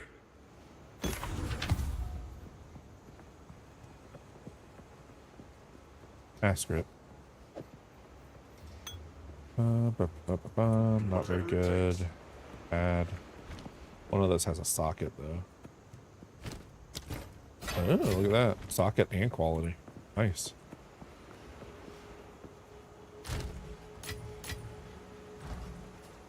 Be warned, their queen. Oops. Ignagdok takes her child every blood moon. Why? I won't guess. If you trespass, only death awaits you. But if you survive, while you are there, please, rip out her heart. You should have never drained a lake. My tribe depends on the waters for our safety. How will we fend off the Orok or the Azak now? And worse, you have unleashed the horrors of the Val once more. Know this. You bring up bad omens from the depths that should have stayed buried, and you will regret it. It hurt me deeply to find him there. To find him like that. Still, I thank you for finding his body. His spirit roams the jungle with his fathers now. The warring tribes, the Azak, the Orok, they have a lot to answer for. Apus is my grandson. Can you believe that? A young spry thing like me. A grandmother. Don't be answering that. Apus inherited my son's rowdy spirit. Maybe it's a family curse. We have always been the type to do what we shouldn't. Like helping outsiders such as yourself. One day, he'll be a great man, just like his father. Until then, I try to keep him safe.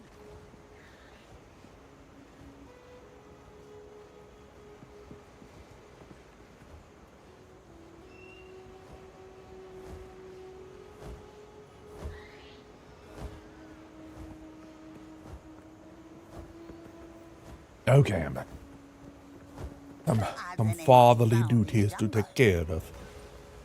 I just code switched because that woman was talking with that accent. We're gonna ignore that. Okay.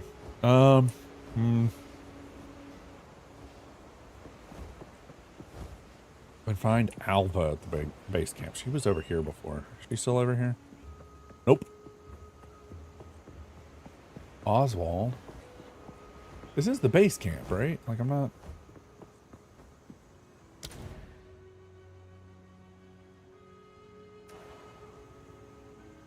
No, you can get your cat self down. You don't need to be up there. Huh. But look, this used to be like a lake. Like, the water was all the way up. I was wondering why they had the fast travel point all the way over there. Where's she at? The entire lake. I was going to ship in some Kalgur and explosives. But that's one way to get into these temples, I suppose. Oh, Alva's found something. She's waiting for you at the base of these stairs. I'd join you, but I'm not sure how much I trust 2,000-year-old waterways to keep the city dry. You enjoy yourself. Huh. Don't get eaten. So at the base of these stairs? That doesn't sound right. Am I missing something? I might be missing something. Go back to the camp.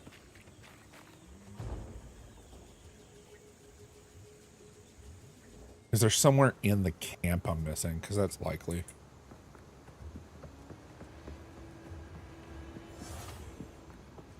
Not over here, is it? No. Oh, wait. Is it this way? Also, no. Ah. Yeah, and that's where I'm at.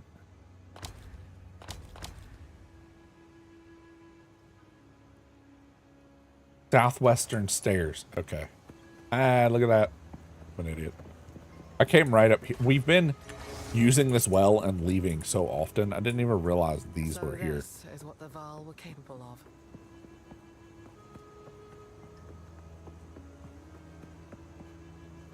It's so funny. People always attribute the Great Pyramids of Giza to aliens, but then they ignore like all the Aztec stuff.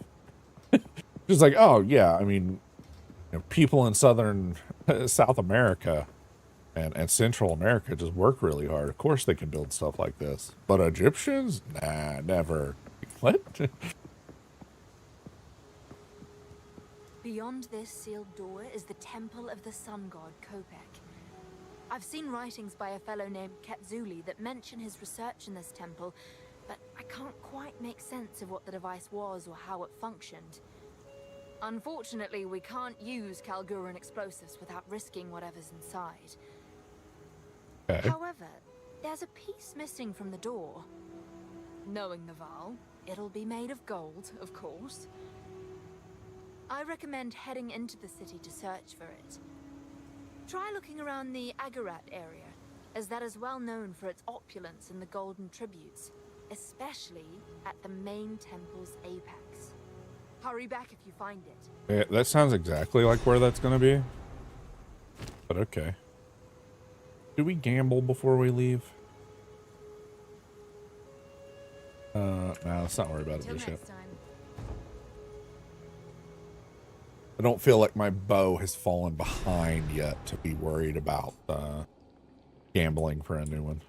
Nature has reclaimed the city. I do love that this is all mud and not green algae, though.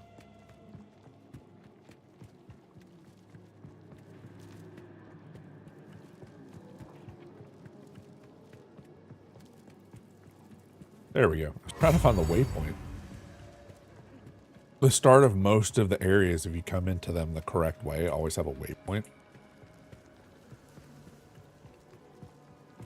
Which is nice. Like, oh, sorry about that. When you're exploring like a big area, you find a door that leads to a new area, but you still haven't finished with the previous area you were in. Take this!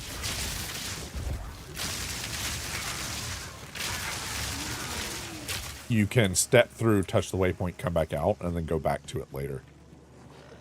Because as long as you don't leave the area you're... Ooh. That's new.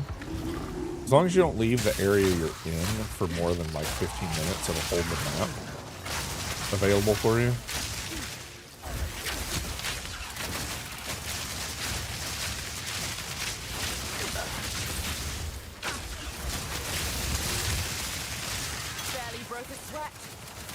Having a little bit of energy shield's nice. That's actually kind of nice. Now, all of this is going to fall apart, though, once I,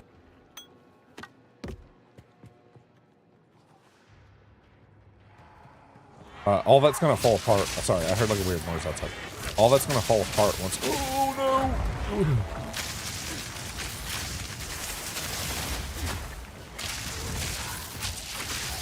All that's going to fall apart once we get that ability that lets us dodge everything. There's a lot of stuff in the game that you can't dodge without that skill. And since we're mostly in an evasion build, that's definitely needed. But I wonder how much more evasion we're going to need to make it useful. We lose 70% of our evasion like, at the very top of the build.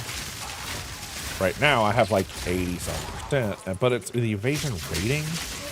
I don't know. We'll have to see what happens when I have enough points for it. But I could purchase that skill and completely brick our build until I have enough evasion to actually use it. Especially now that I have a piece of armor that's evasion and energy shield.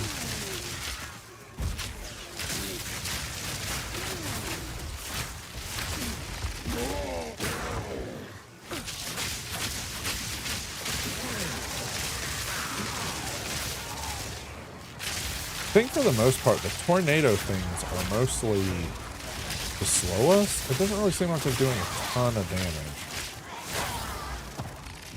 Though I'm also not leaving myself in it long enough to find out. I shall overcome.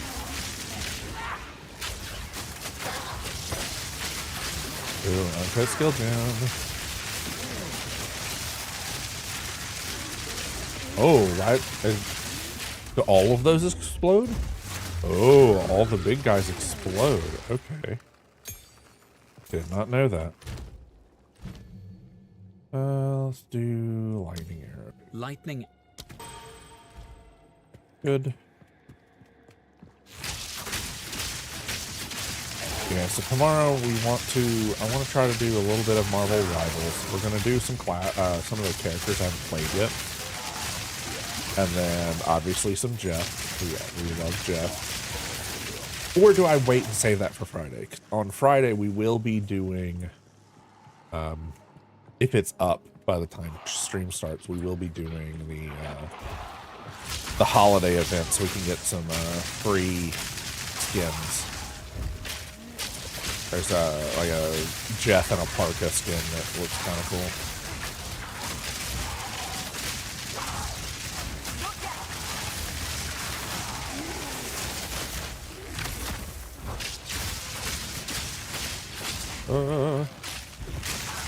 That guy was so tanky.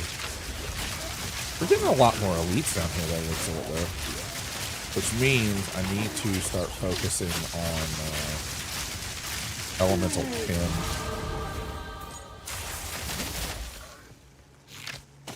Okay, so that unfortunately is the sound of us possibly suddenly becoming useless.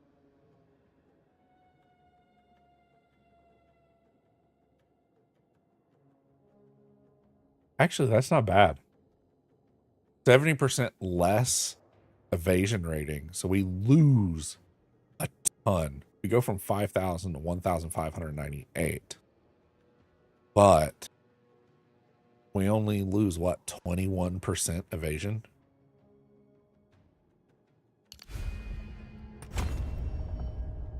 That's not bad. That is not as bad as I thought it was going to be. I thought we were going to be back down to like 20%. Man, I don't. It obviously, it ramps up, right? Like the more bell curve, diminishing returns. There we go. That's the word I was looking for. Diminishing returns on it. So like you need more and more and more for it to count. But now that we can dodge everything, I'm hoping some of these AoE moves that if I'm in it, I get hit now will free me up from just being smacked in the mouth every time we do something, which was kind of frustrating, to be straight honest with you. Okay. Now, as far as that skill tree goes, we came out here. I am partially following a build. There has been some stuff I tried that was different and then either didn't like the feel of it. I did this like over to the flask thing, but it doesn't feel like that's necessary just yet. Some of these items, like some of the defensive items, feel very late game. There's also some that are like, where's it at? There's one over here that's like electric pin, and I haven't really needed it yet.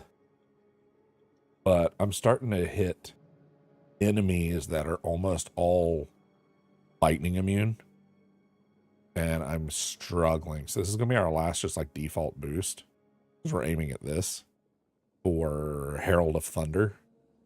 Herald of Thunder does extra, pops up over here, we get extra stacks, and it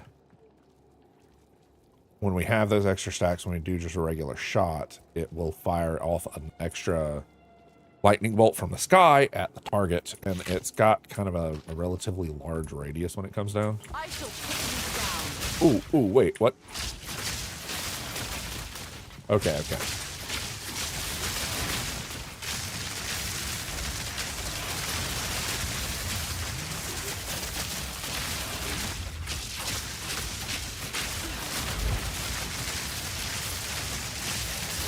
Need more time.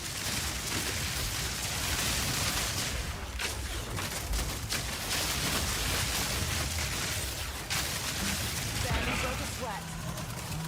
That was good. And he exploded, and I forgot about that. Rather not break my back. The good news is it doesn't seem to damage, which I was worried about.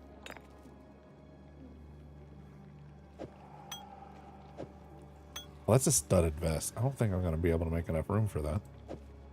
Maybe. There we go. That's not studs, that's plates, but I'll go with it.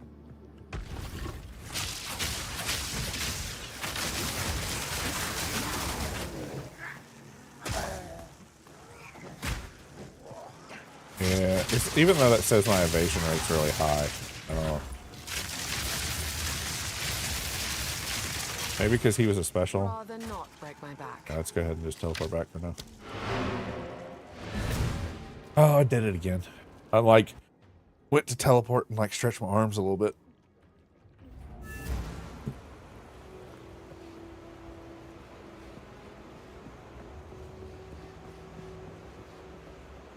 I'm fixing something while we wait here. Be a little bit patient with me, please. Okay. I'm code switching again into random accents. It's always good. Greetings. Hey, there we go. Move swiftly. Move swiftly.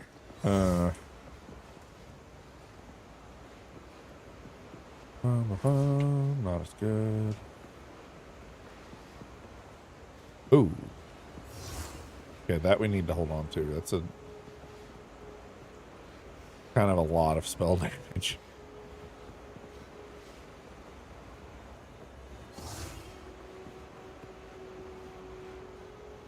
Yeah, we'll hold on to that staff before I forget.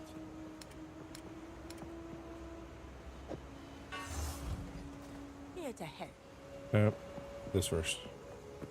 I purposely do this bench first because I have a tendency to sidetrack really bad. What do you need, Oswald? So, the city of Utzal has been laid bare to the world after all these centuries. I know you're after some particular device, but I can't help but remind you that we are here for a purpose of our own. Treasure hunters hunt treasure, yeah?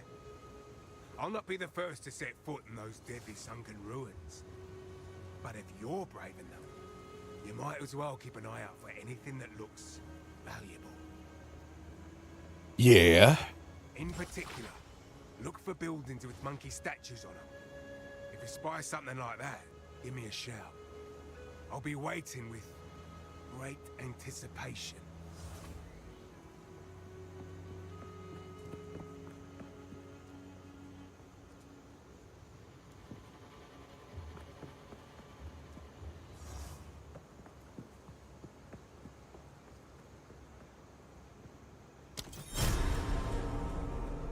Watch your step. I don't feel like wholly sold on this guy, Oswald. He has a book that's like all the people that have died on the mission and like what they died from and stuff. And he talks about all these people and like their horrible deaths. And he's like, the worst one of all, this guy died mid-story when I was trying to tell him about how cool I was. And I'm like, Odds and ends we found in the jungle. why is that the one you think is the worst? That's troubling to say the least. Don't drink the water.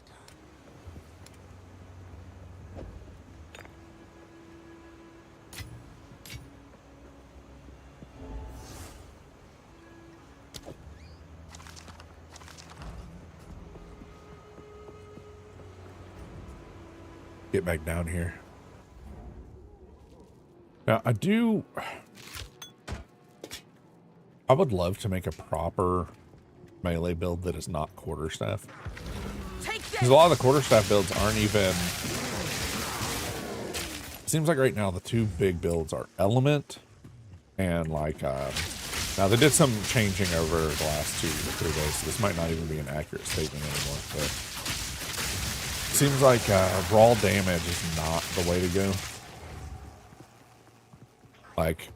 that you're better off doing an element of some type. The only time I've seen that allegedly not be the case is the ones that either do slam or earthquake. So like big AoE pound the ground moves. There's I want to say it's a quarterstaff move where they do the thing from Wukong where they like stand up on the end of it, do a front flip and land.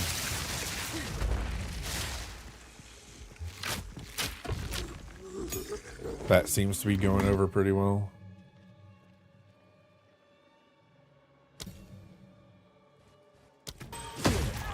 Ah, did it again. Keep forgetting those guys blow up. Spartan, how is it going? It is going well. I am finally free of Metaphor Refantasio.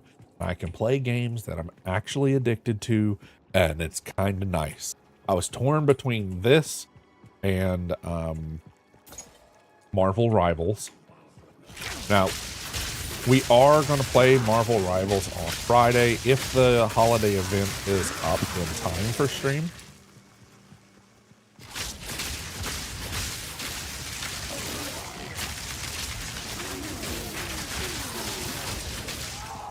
But I haven't made up my mind on that yet. How is Spartan going? We are currently exploring in this game a lore-heavy area of a semi-Aztec-like people that have made this massive structure that was purposefully flooded for some reason. We went and closed all the aqueducts to reveal this Indiana Jones Lost Temple-like structure that we're going to try to steal treasure from, you know, like any intelligent good guy.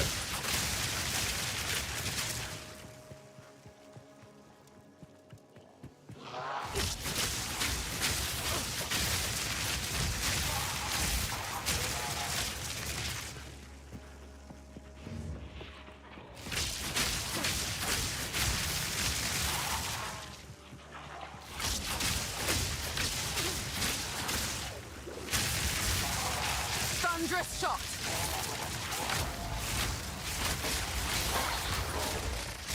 It's so funny. There's been a lot of stuff because Indiana Jones, that game came out. There's been a lot of people like examining the old Indiana Jones movies and plots about it and like pointing out like how none of it makes any sense and it's all kind of just bad writing. And I'm like, well, of course it is. Like, yeah, Steven Spielberg was involved, but, you know, wasn't George Lucas as well. I love the guy. I love Star Wars. I love all that stuff. But, like, something about the worlds he makes where the world itself feels great, but then, like, the plot feels bad.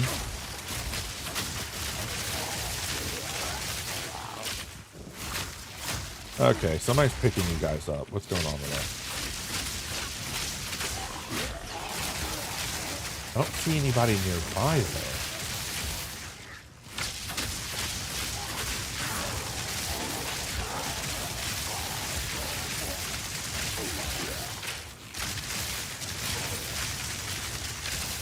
And y'all aren't giving XP, so let's just ignore you till I find out whoever's summoning you. Arrow.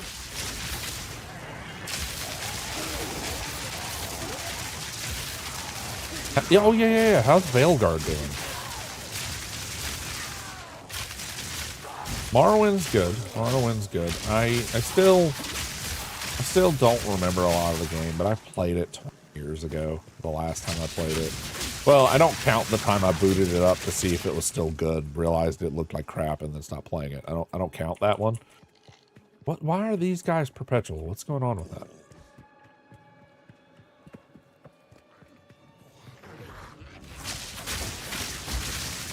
Yeah, we're starting to run into like regular enemies that have element resist as well, so we do need to make our next passive purchase a lightning purchase.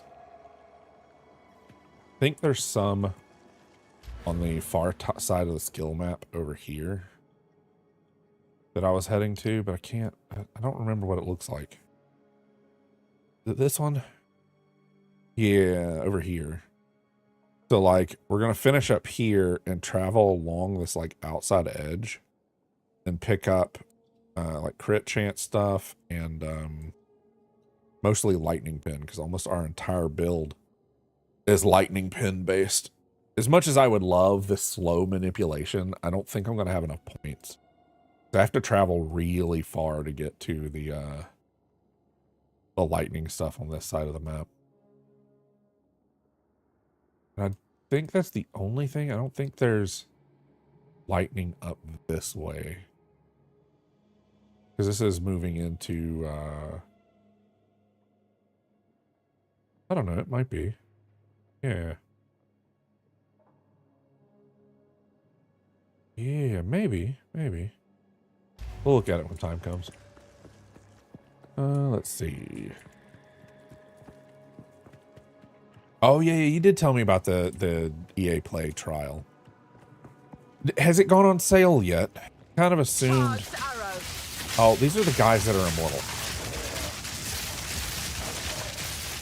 It's really weird that there's a set like that. I wonder what's causing it. And it says they're a minion, which means their owner should be around here somewhere.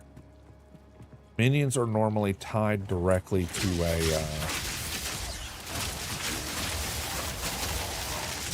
an elite of some kind. I'm gonna die here. Yep, I drowned. Oh my god! It slowed me so much that I rolled in place. Yeah, you were telling me about the dagger and... Oh no, it did not take me all the way back over here. Oh, okay, I wasn't as far as I thought it was. Never mind. I forgot to backtrack to see what was on this side of the map. Yeah, this game is very build heavy, which I kind of like. The unfortunate thing is, actually, I think they made it cheaper. I'll have to check when we go back to town. For the longest time, build cost, like if you went to reset an entire build, it cost like hundreds of thousands of gold. And that's like ridiculously priced for an early access where they're wanting us to test stuff, you know?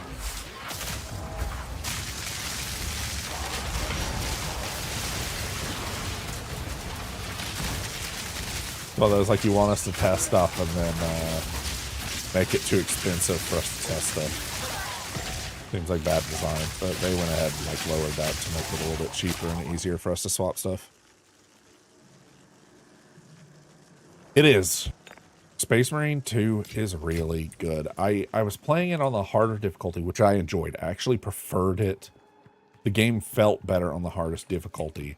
But for me to finish it within the time frame of another game coming out, just like we did with Metaphor, I ended up dropping the difficulty just so I could finish it in time. I don't have the viewer base to be able to just slog through a game when there's something else I'd rather be watching or rather be playing. I mean, it's one of the bigger reasons I've been stressing out about Metaphor is like, one, I thought we were really close to the ending and then there was like another 30 hours of game that really, to be honest, didn't progress the plot that much.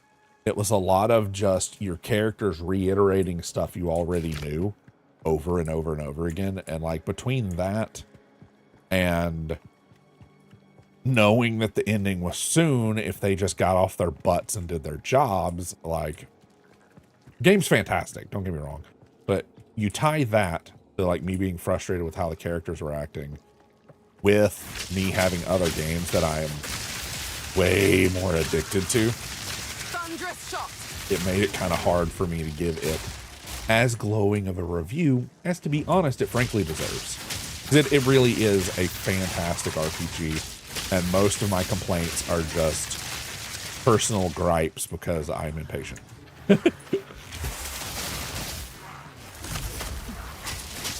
Like, it literally boils down to not being the game's fault at all, and just me being dumb and being impatient. I'm like, but new shiny thing, new shiny thing, right? Don't make me do something that's not new shiny. Oh god, I'm going to drown again. That's a crazy mechanic, by the way. The fact that if I'm in that for long enough, I just drown. Like, there's nothing I can do about it. Now, there's new content in Space Marine 2, and to be honest, I don't know what it is.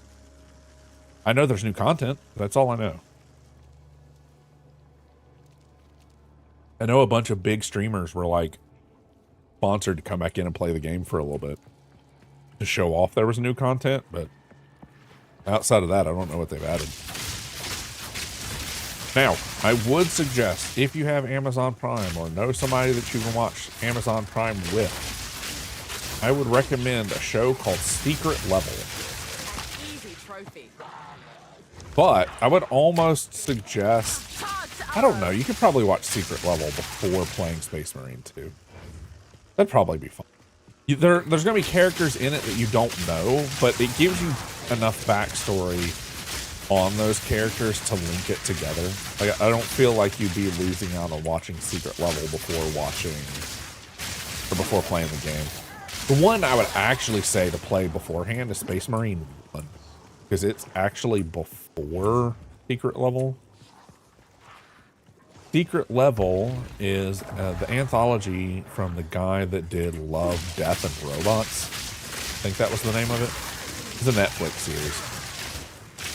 Anyway, he got picked up by Amazon to make one about video games. There is some funny stuff about that I actually can't wait to share. But and I'm going to do that now. The show is about kind of like the video game world. Each episode is a different video game world or set of video game stuff, right? There's a one for Armored Core. There's one for Dungeons and Dragons. There's an episode for Space Marine. There's one for Pac-Man, which actually came out with a new game called The Dark Labyrinth or whatever. That's actually a Pac-Man based horror game, which is really weird.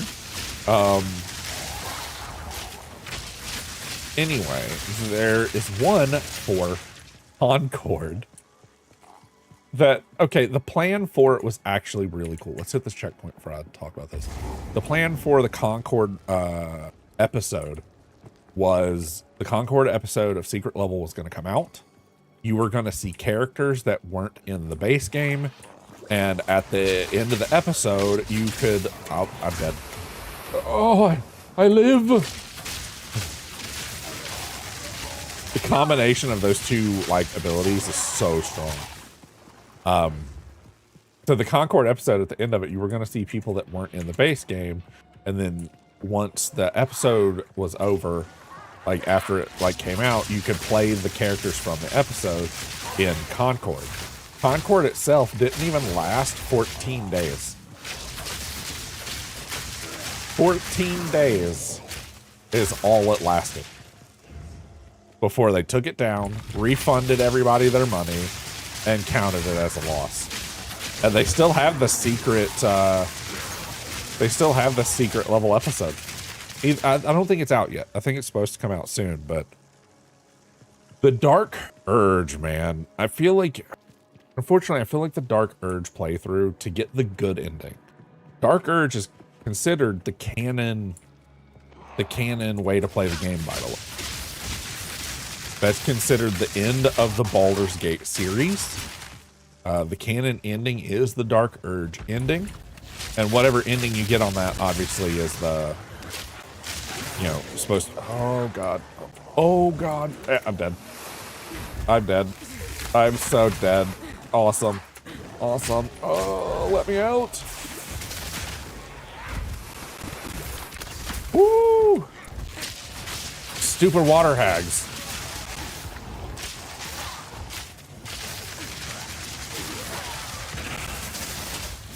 Okay, I'm gonna hyper focus for a second. Give me a second. I'll continue my story about the Dark Urge in a second. Okay, so Baldur's Gate 1 and 2 are actually directly linked to the Dark Urge playthrough of Baldur's Gate 3. There is continuations from 1 and 2 in Baldur's Gate 3.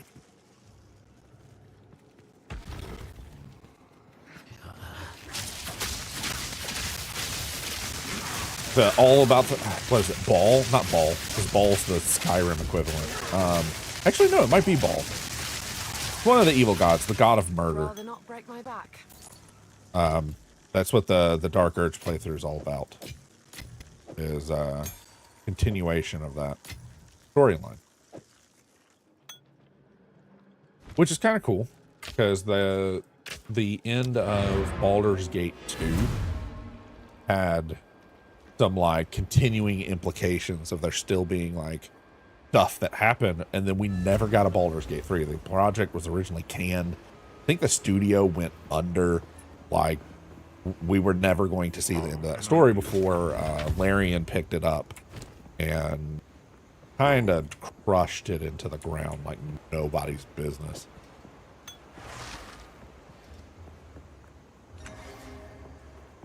Like, really just full on crushed how good that was, because it's a very solid game.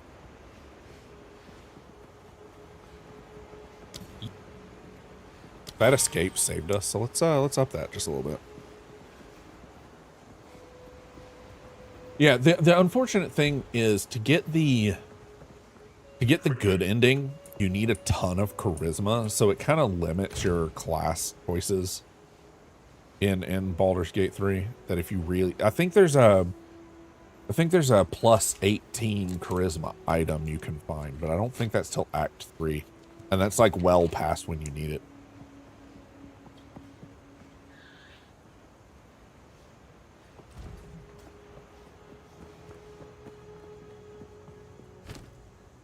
I do wish the salvage bench was a little bit closer.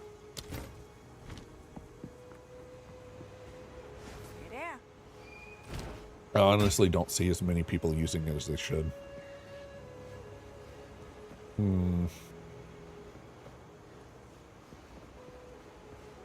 Yeah, that's what I thought. There's a tier 4 and a tier 7 on it. I'm actually gonna... We're not going to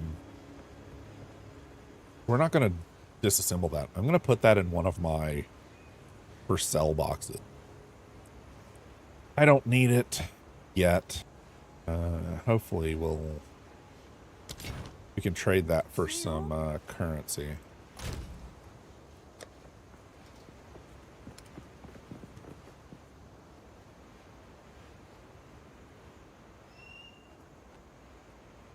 What should I make it though? Sure. Blue's a thing, right?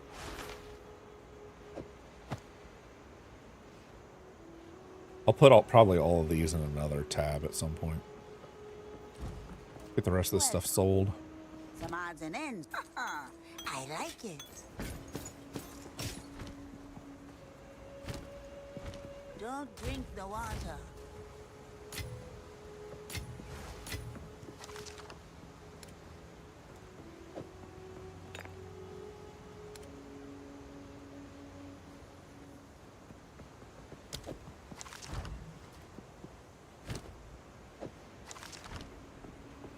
There we go. Get back to that.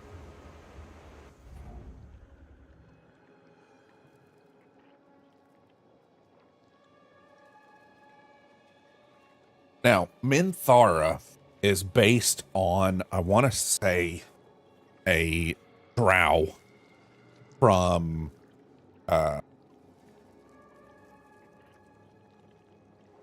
like the Elder Scrolls stuff being kind of a copy of D&D. Maybe. I mean, D&D started in what, the 80s? So 70s, late 70s, early 80s. The drow, though, the reason why Minthara is the way she is, I am 90% positive she is actually a character from the Drizzt books. From when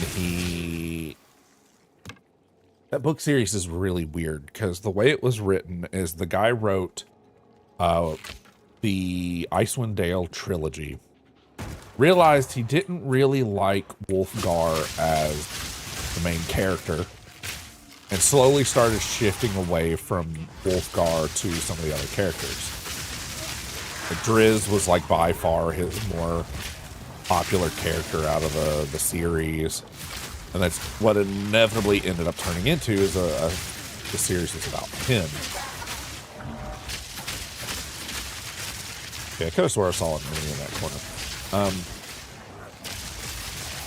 But he wrote the first 3 books, which is the Icewind Dale trilogy. He then wrote the Crystal Tower series, which I think was also 3 books, where it was more stuff about Crystal Tower from the Icewind Dale trilogy.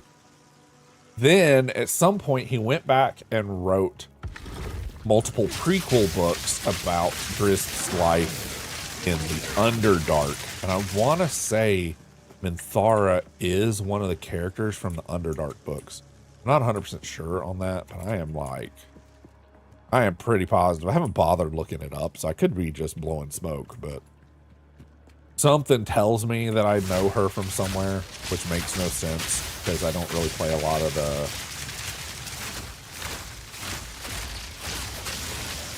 Dungeons and Dragons like games and stuff. So I like playing the role-playing game, but I never get a group that sticks around long enough.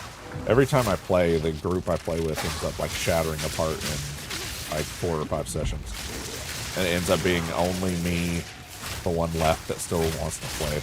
Kind of frustrating. Oh no! Ah. I need to stop using my potions like that, because I really didn't need to use that there. Looks like we're going over here. Let's set up a trap at these stairs.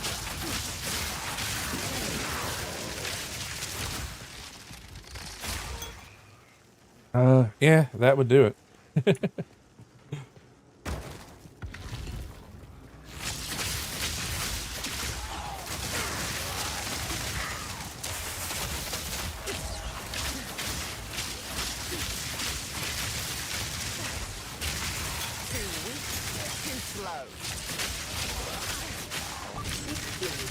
I will in a second.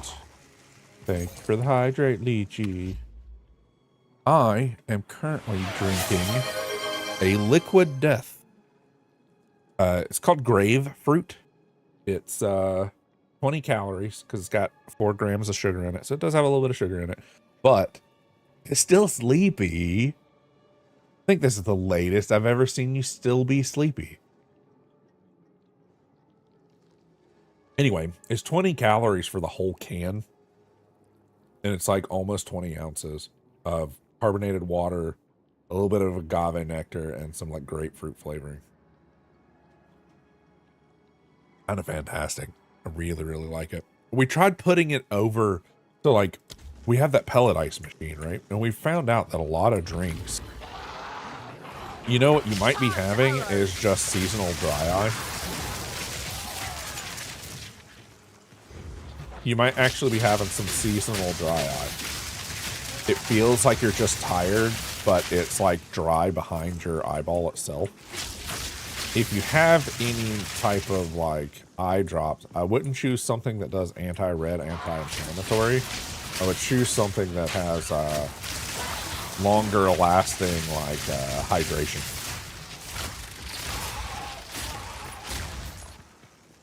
I actually had that issue as well with that and my thyroid problem. I actually have to keep an eye out on my eyes being too dry because I could just lose my eyesight from it. So, what was that? First character in Baldur's Gate was a human paladin. As boring as human sounds, it's more self-insert thing of the whole thing of a human spirit. Since humans 9 out of 10 times in fantasy have no special abilities, they're just extremely numerous and versatile. Yeah, I could see that. Wampus, you have absolutely no room to talk about people's sleep schedules. None. No room to talk. We love the Wampus, just not the way you treat your body when you don't sleep. Oh god, I didn't mean to come down here. Get me out. Okay. Let's do this again. Oh god, they're still where they were, because this is a... Okay, I know what this is.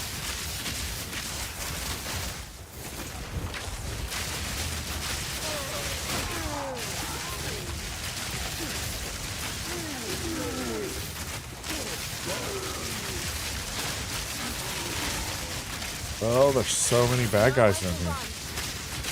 Oh, I can't walk up on that. I was trying to walk up on the like pile of dirt. Yeah, that was kind of my thing. I think my first character was also a human. Yeah, Yeah. I could see that. I could see that. And that's the thing that kills me. Like, there's so many medical professionals that are like, yeah, but that's not normal. And it's like, what's normal at this point? Like, we found out that there are so many different problems or differences between human bodies that, like, normal is now like a 52% average. You know, like barely a thing.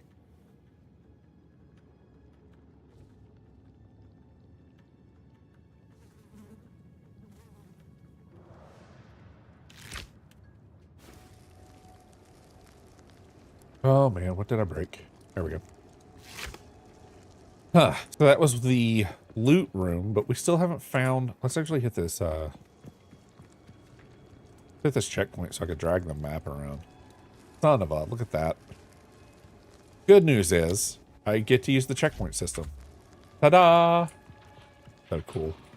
That's so cool. It's such a lifesaver for people like me that do full map uncoverings. Now, obviously, I don't. Oh, this is the one everybody talks about. Ah!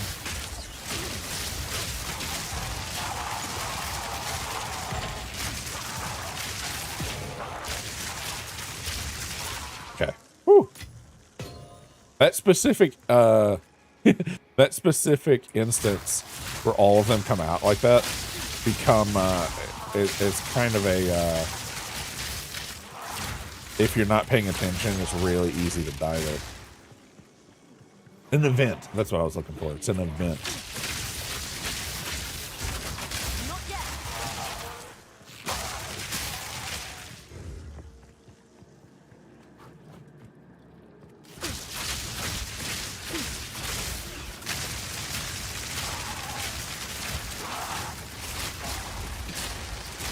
Yeah, normal doesn't really exist. Like for me, I'm 6 foot tall, right? Barely 6 foot. With all my spinal injuries, I can almost guarantee I'm not 6 foot anymore. But for lack of my pride and feel a little bit better about myself, I'm 6 foot. The problem is I have 27-inch legs. I have really stubby legs. For a person of my height, I'm supposed to have like 32-inch legs. I don't have that. I am all torso. I have to get like shirts from Big and Tall. Even before I gained weight, I had to get shirts from Big and Tall or just have my belly button hanging out. And I used to do that. I used to just wear shirts that didn't cover my tummy all the way just so I didn't have to say I bought my shirt from a Big and Tall shop, you know, because anybody would care about that. Because like, you know, the stuff you tell yourself, you let the brainworms tell you that if you bought a shirt from Big and Tall, that means you're like the most grotesque person on the planet. Even though like logically that makes absolutely no sense. You're just tall. My grandfather was, I want to say he was like 6'8". But my mom and my dad are actually both incredible. Well, were. My dad passed away. He was incredibly short. He was only, what is with this set of stairs? There's like something here that I keep getting caught on. It's not letting me move. He was incredibly short. He was like 5'4", maybe 5'5", and my mom's 5'2", and I'm 6 foot. And like, I always thought that was weird till I met my grandfather, who's like, he was like 6'6", 6'8". He was really, really tall. He was tall and lanky though. So I had the width of my dad's family. My rib cage is incredibly thick. Like even when I'm thin, I look like I'm a beefy person just because of how big my torso is. What is blowing up? Oh, he's exploding nearby corpses. Okay. Ow. Ah! Almost did it again. Yes, over sensory stimulation, it can be a problem. I have extra trichomes in my eyes, so I can see a wider range of colors. And that sounds really cool. Like it helps on art because I can tell like the difference between stuff. But unfortunately, I've never been classically trained, so I don't understand color theory. I can just tell the difference between the stuff. So it's like not useful literally in the slightest.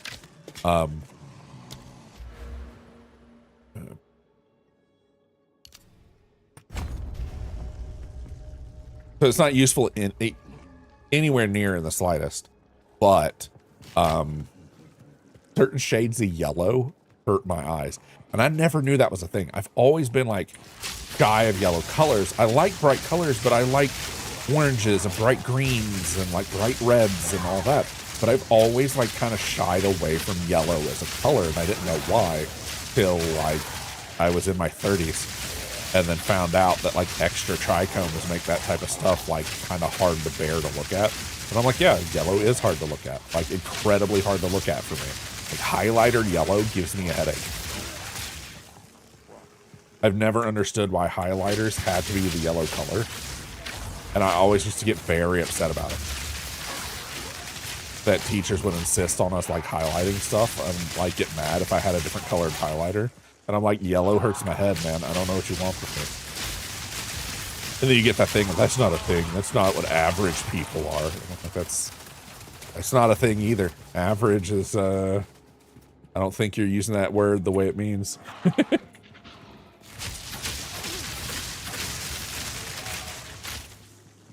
Yeah. Yeah, and having a thicker optic nerve can do that. You might not have the trichomes to differentiate between the colors itself exactly, but because you have a wider throughput, it's kind of like the lens versus the storage space, right? Like if you see I forgot about it again, a stream, right, that has a better bit rate than another, like it's just clearer, right? No matter what you do, it's just going to be clearer. For me, I don't know about my optic nerve. I actually probably should have that looked at. Because I can tell the difference. Like people are like, oh, you can't really see a difference between 60 and 120 frames. I would not be able to directly point out which frame is missing, but I can tell you based on how nauseous I get if a game is below 60 frames. Below 120 is already kind of rough, but if it drops below 60 frames, I get motion sick. Or something similar to motion sick from less than 60. And it's so funny because the longest time, you know, we thought CRT monitors and stuff, TVs, were really bad. But like in a lot of cases, old CRT monitors ran at a higher refresh rate. There's some that weren't because the stuff that was put on it wasn't recorded at a higher frame rate, so it couldn't show a higher frame rate. But we've started realizing that if you put like Mario on it and tune Mario, like the old Mario Brothers games, and tune those up to 120 frames, a CRT monitor can normally handle it no problem. It's also the reason why like 8-bit stuff looks really weird, because people do this 8-bit art now, and you're like, why do I remember Mario looking different? And it's because it did. This old 8-bit graphics were designed for the gaps between CRT monitors. Every line that was painted with CRT, the edges of each line of pixels tapered off on the edges. So you would purposely do certain colors in certain areas to give like shading to stuff. It's the reason why you see a lot of times now emulators have a option to give it a semi-CRT look. They don't do a good job of it because it's not tapered. It's they just put like a black lines between everything, so it's not as good. Let's try this way, but instincts tell me this is where we need to be. I don't know. The body's kind of a weird thing. Like in other countries, they treat appendicitis different. In other countries, if you have appendicitis and your appendix needs to be taken out, they will actually give you, if it's available at the time, they will give you a, not a loaner. What's it called when you get an organ that you needed? A donor. You can get a donored appendix. Because everywhere else in the world, they consider the appendix to be a vital organ. Because of what it does for your digestive system.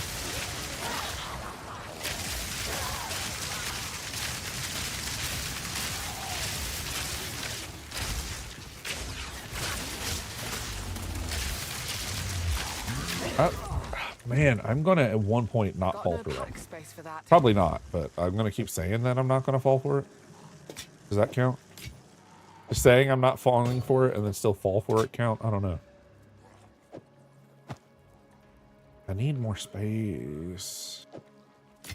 Can I... Is there a way for me to shuffle this all around? I don't think there... Maybe? Put all this here. Put this here. This here. That there. And then we can pick this curse up. Yes. Good, good. Teleport back. Ah! I did it again! Ah! I'm gonna die! Okay, it's not that bad. Okay, there we go. Yeah, I love this game. I know it's not like quite as amazing to watch unless you're really into it, but dude, something about the builds and doing all this like extra like little maintenance-y crap picks off so many parts of my ADHD brain that it's kind of silly. Let's see. Let's go ahead and we will salvage first, just to be in the habit of it. I probably really should have seen what that bow was before I tore it apart. Oh well. Whoops. Quickly. The members of this expedition seem to believe that the ziggurat beneath our feet holds an ancient device that was intended to be used against the cataclysm that destroyed the Val. The source of that cataclysm was the previous beast, which means the device below may be exactly what we need to stop the new one. Really? Find your way into the ziggurat, and let us see what the greatest minds of the Val Empire created. I have a feeling it's not going to be good, Manage but... to complete it in time. Maybe we can finish their work. Time is short. Okay. Anything worth... Ooh. Well, look at that. Less uses, though. This has less cost. We'll do that anyway. Need a guy?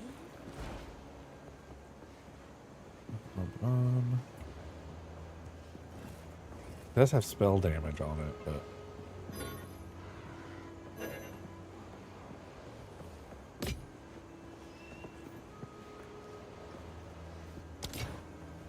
Some odds in it, I'll take it. There we go. Farewell. Good.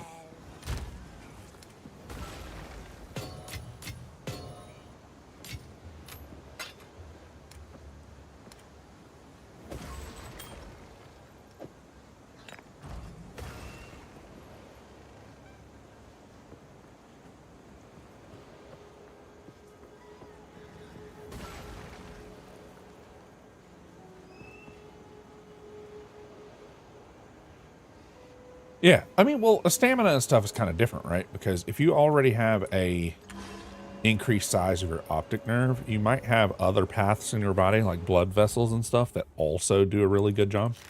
Like a lot of fatigue actually comes from just your body building up a lot of lactic acid. So if you have a body that processes that well, or like the buildup isn't as bad, like unfair advantage, right?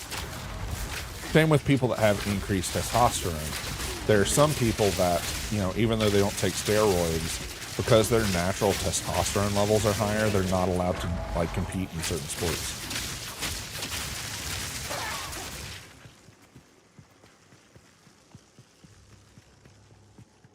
And that's quite common, but that's the problem with stuff like sports, right? Like, you know, the bigger, taller person, of course, is going to win. Most of the time, obviously. Like, I know you got people like Mike Tyson, who was slightly on the shorter side with not as good of a reach, but he was so good at compensating for his shortcomings that it didn't matter.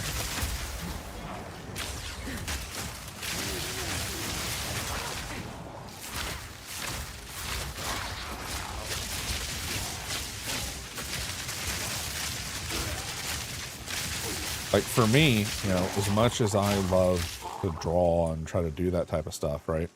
I just have a permanent tremor in my hands. You notice it really bad when I play first-person shooters because I've just got this constant wiggle as I'm moving around.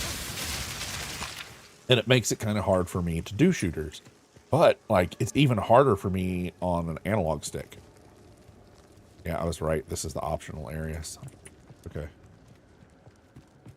Actually, does that just say door? Did that say door? That did just say door. So this is the option. The stink. This is another loot room.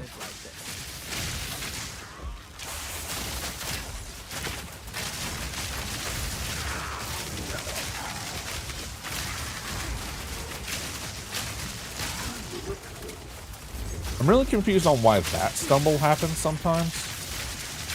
I don't know what's causing it.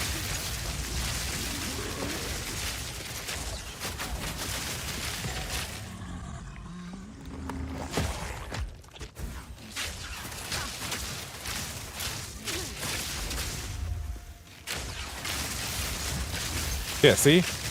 That like weird stumble back there? That's like the last thing I want. It's very oh no. There we go. And it's kind of funny for my my height issue, right?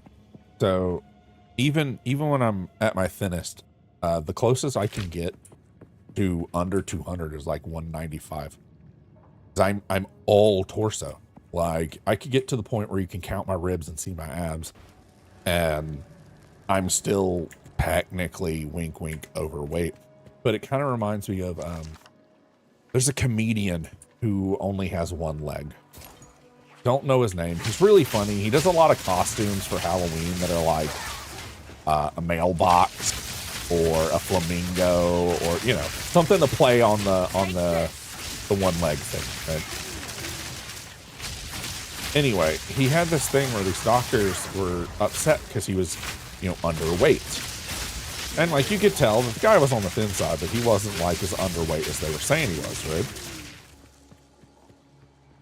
And they're like, yeah, but you know, there's like almost a fourth of your weight unaccounted for, and like his amputation was done at the hip, so he's literally missing an entire leg, thigh, buttocks, like everything, like whole thing is just had to be taken care of. And oh, another just door. Anyway, they you know, didn't believe him when he kept trying to say, like, you know, y'all should know the reason for this. Like, I'm just missing a leg. And they, like, showed up to his house to, like, you know, check on him because he was underweight, to check on his living situation. And we're still very confused that he was underweight, even after in person seeing him missing a leg. I kind of have the opposite issue with that of, because I am all torso, there's close to nothing I can do that does not... Actually, I should have done that this way. What am I doing? I technically don't want any of this stuff, so I might just throw this gem in the box. Yeah, let's just do that. So, like, yeah, if I get nice and thin, it's really hard for me to be... It was very stressful because, like, when my wife and I first got together, it was when I started getting sick. And they were giving me a hard time about being overweight. And at the time, I weighed like 205. I weighed 205 and was comfortable enough with how I looked that, like, I probably could have just walked down Main Street nude and not cared. Because I was actually super fit at the time, like, felt really great about myself. But the doctors were still just like, no, you're morbidly obese, is what they were telling me. I was morbidly obese, and somehow morbidly obese with a 5 or 6% body fat. And they were like, yeah, but that doesn't matter. You're still overweight. And I'm like, what the hell am I supposed to do? Like, you're right. I'm overweight, but like, it's not fat. So I don't know what you want from me. And BMI stuff as well doesn't take any of that into account. If you're over a certain weight, they just tell you're 40% fat. And I'm like, no. Well, that's my thing. I had a overactive thyroid. When I first started getting sick, I gained weight really fast. We originally thought like, oh, well, you know, You're not feeling good, so maybe you're not pushing yourself as hard, right? And that's true. You know, if you don't feel good, you obviously won't work as hard as whatever. But I was still working out twice a day. From above. I was still working out twice a day, working out a ton. I'd cut back a bunch of calories. I was keeping track of everything. Like, I wasn't even cooking for myself anymore, so I could do a better job of tracking calories. So, like, it's a whole lot easier to just, like, this bag of chicken, each piece of weight of chicken or whatever is this many calories. It's a whole lot easier to do that than, like, making your own, like, food or whatever. Like, making a soup is really hard to track just because of how all the calories and stuff are. Anyway. So during that time frame, I'm stressing out about being sick, and then I stopped that job. I got fired from that job, but then they called me the next day to ask me to come back, and I had already found a new job. And I didn't go back because I was wrongfully terminated and just didn't feel like dealing with it.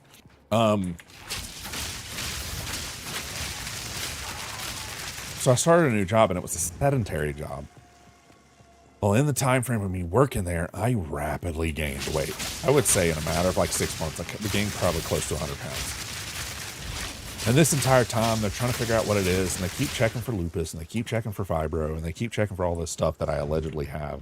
They checked me for cancer like every 3 months and just couldn't find where it was at and what would be causing it, and yada, yada, yada. Hey, we found what we needed. This isn't even the main door, I don't think. This is the one for Oswald. That's it. Kamasa, the monkey god. Even I'm tempted to... No, I'll just die horribly.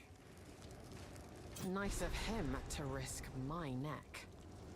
So, I went from having this high metabolism, and I mean like ridiculously high. Like, struggled to keep fat on my body. I had to eat and eat and eat. Like, it got to the point where I would eat like 6 donuts on lunch just to have enough calories to like make it through my workday. Strange heat within this temple. Okay. I'm not ready to do that yet because that looks like a full nother map.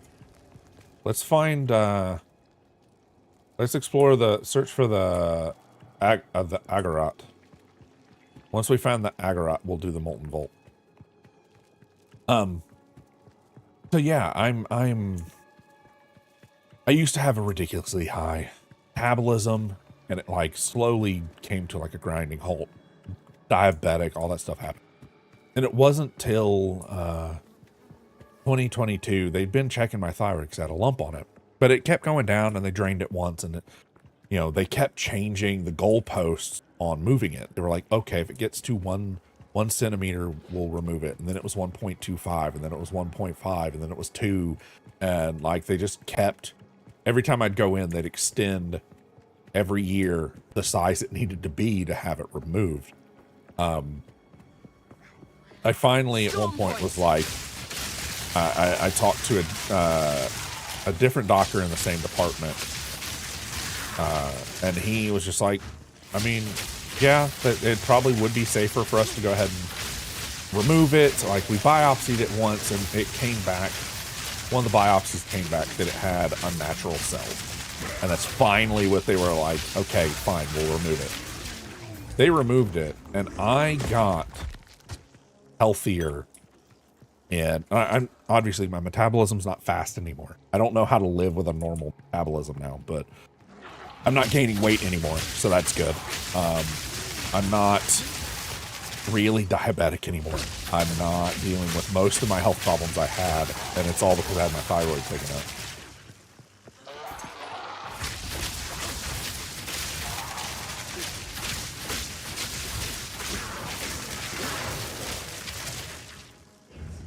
Ugh, I can't see. Where's this other entrance? I do not know where the Agarat is. Gotta be one of these areas, I do believe. Hope so, anyway. Another dead end. Man.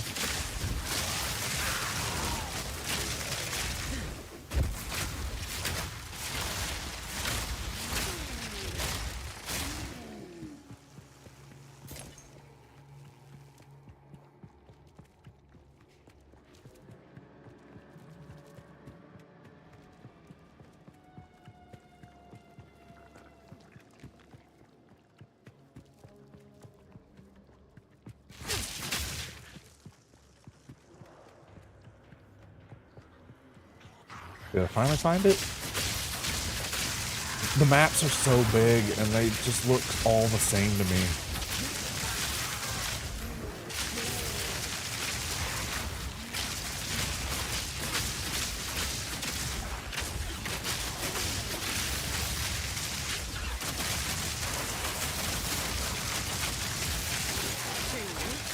Nice. I don't know what's up with that. For some reason, I'm firing more arrows when I do that now, and I don't know what's causing it. Welcome back from ads, if Surrey is telling the truth, obviously.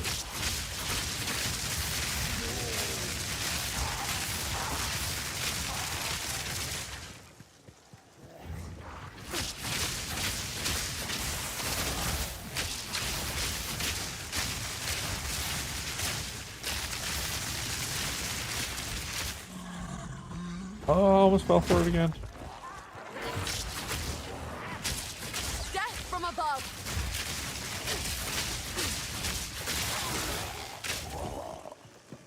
Cool, we got her. Grab this barrel. This looks like a dead end. This does not. So let's do the dead end first. I say that and watch this be the actual right way. Hooray, it was the dead end. That would only slow me down. Man, really? Oh, I've got a bunch of weird sized stuff again.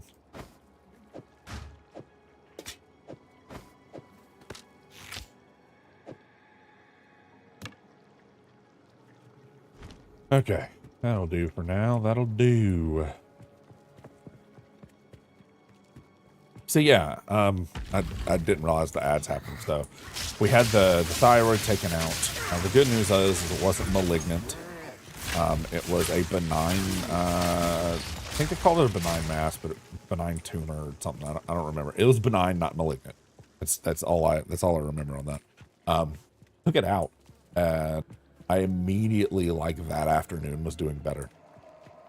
Like better than I've felt in, God, 10 years. Like, yeah, I'm struggling to lose weight now, but my metabolism is, if not slowed, like come through like a stop. It feels like I skip most meals now because I always feel hungry no matter what, but I have to force myself not to eat. Before So it wasn't. This is what I could smell. How repulsive. Before it wasn't that bad. Let's go do. I want to do the Molten Vault first because it's optional. I don't know where it's at, though. Yeah, let's go do this.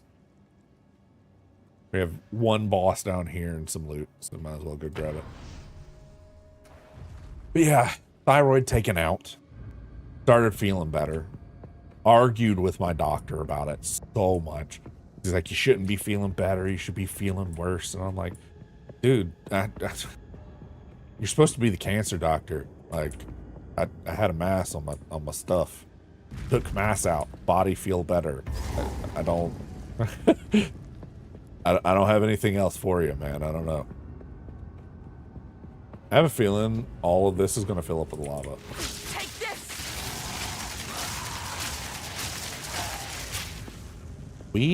I think we're slowly dropping off on damage. I mean, I know I'm still, like, when they're in the circle of lightning rods, I know we're still doing, like, a decent job. But, I'm definitely feeling that I need to keep an eye out for a bow. Definitely feeling it. And the problem is like, what is it? Not storm callers. Lightning rods. Converts 100% of physical damage to lightning damage. So, like, I could put lightning on it, right? But it's almost better off for me to just pump physical damage into my bow. I don't think oh, hold on, let me get these scouts first. I don't think any of the other ones act that way, though. Yeah, 40%, 20%, 100% of cold for the escape shot, 80% for the salvo.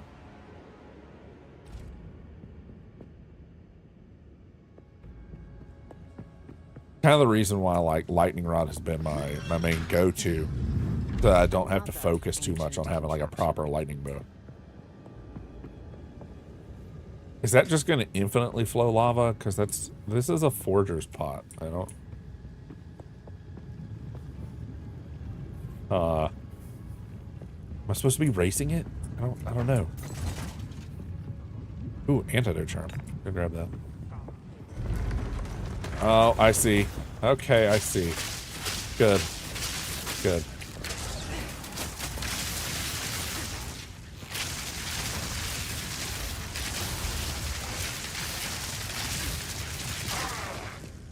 Got no pack space for that. Back to town. I think at one point I need to be a little bit more picky about what I'm bringing back. I feel like I'm coming back to town like a lot. What have you learned?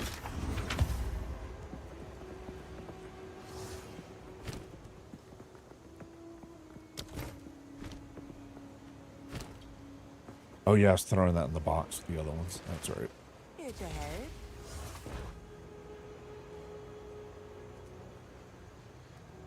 Anything catch your eye? I'll take it. Ooh, 1 to 32 lightning damage and attack. The chance to poison though just isn't not what I'm going for. Screw it. I'll take it.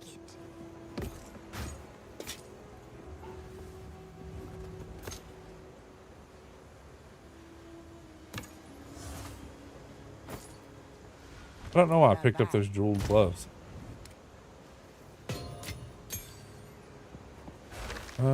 Amulets need to go in this box. Charm. It's a new charm. I don't have any of. Ooh. I can up the quality of my charms? Can I do that at the regular salvaging bench? There's also the ability to up the quality of your... No, I can't.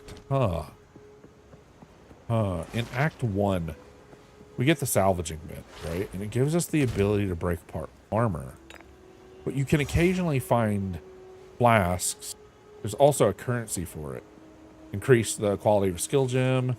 Increase the quality... Oh my gosh, my words. Increase the quality of your flask, right? Increase the quality of magic. I don't know what this is. Oh no, that's the armor pieces. And then martial weapons, magic weapons, armor. But I haven't found a way to break apart the flasks and stuff yet. Here to help. Take your time. I'll take it. And I feel like there's definitely got to be a way to do it so that we can supplement our ability to craft higher quality stuff. We're getting to the point where we're not going to find a higher tier health pots as often or higher tier armor pieces as often. So I need to start supplementing that gap with quality.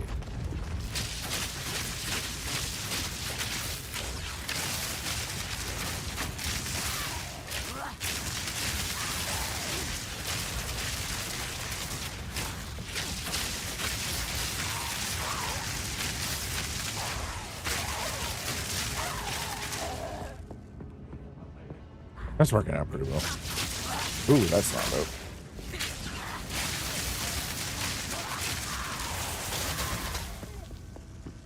I don't know what that blood circle was, but I know I didn't want to be in it.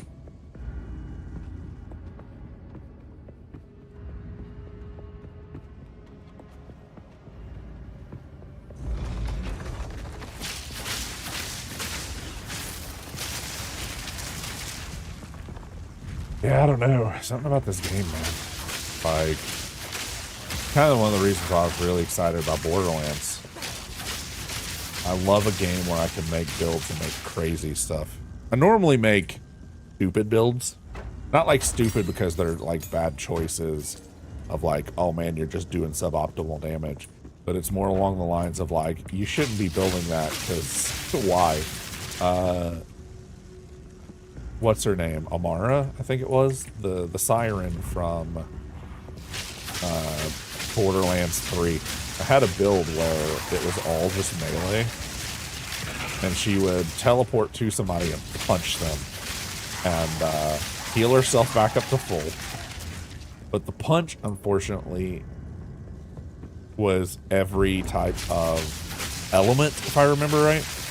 Like, it transmitted all her melee damage into elements or something. I can't remember exactly how the build went, because I haven't played Borderlands 3 in a while.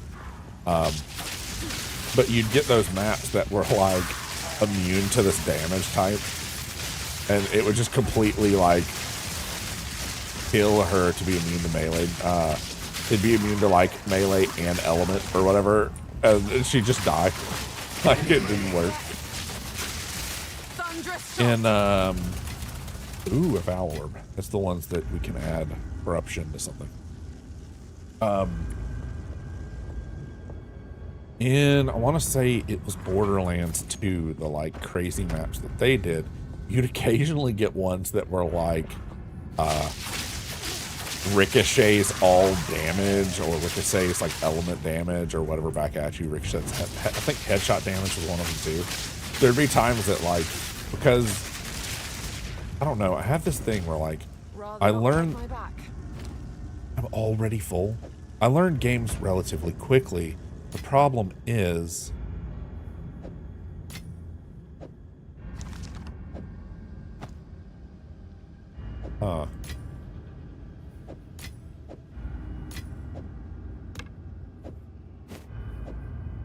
like that?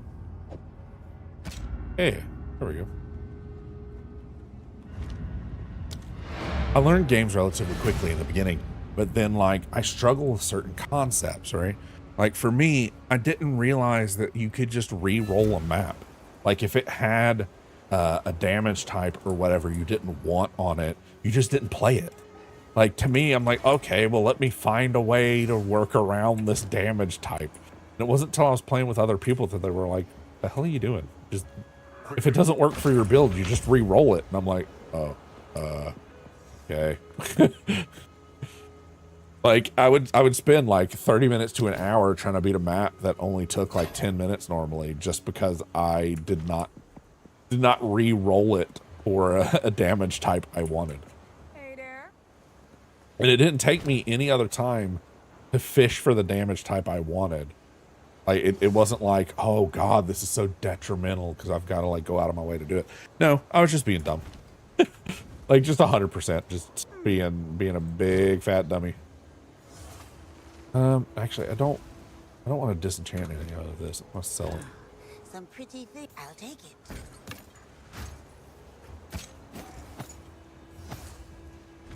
Take care.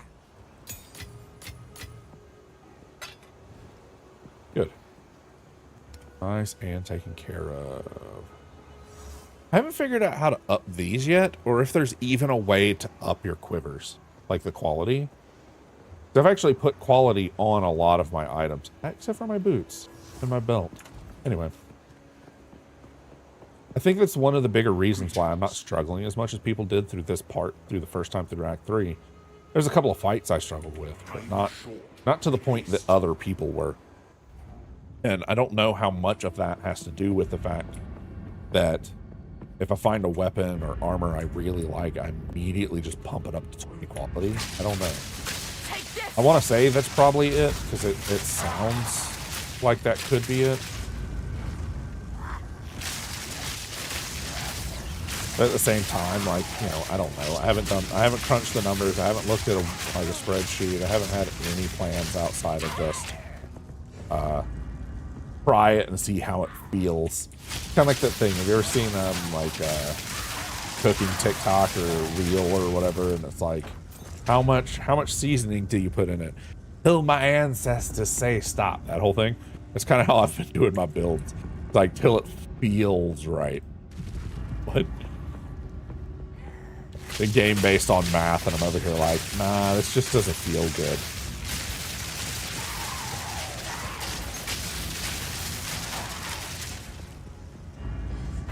So we basically, from here on, unless we find another little random pop-up game, I basically am going to do this and Marvel Rival till February. think in January there's one game that oh, and maybe Indiana Jones. I haven't decided on that yet. That might be a playoff line thing. That might be something that I've been doing Let's Plays of just chopping up my streams, right? But I haven't been properly going through and chopping them up.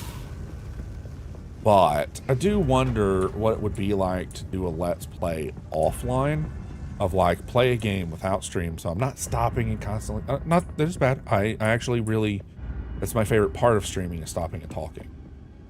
But like, you know, as a YouTube video, I don't know how good that is. Like, to me, I don't see a problem with it, but you know, I'm not most audiences. I know the stuff I like is not the stuff most people like.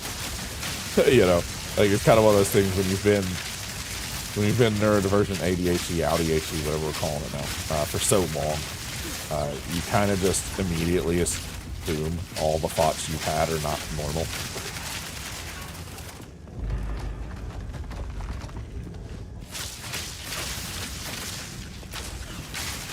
Actually, I don't know if anybody saw the TikTok I did.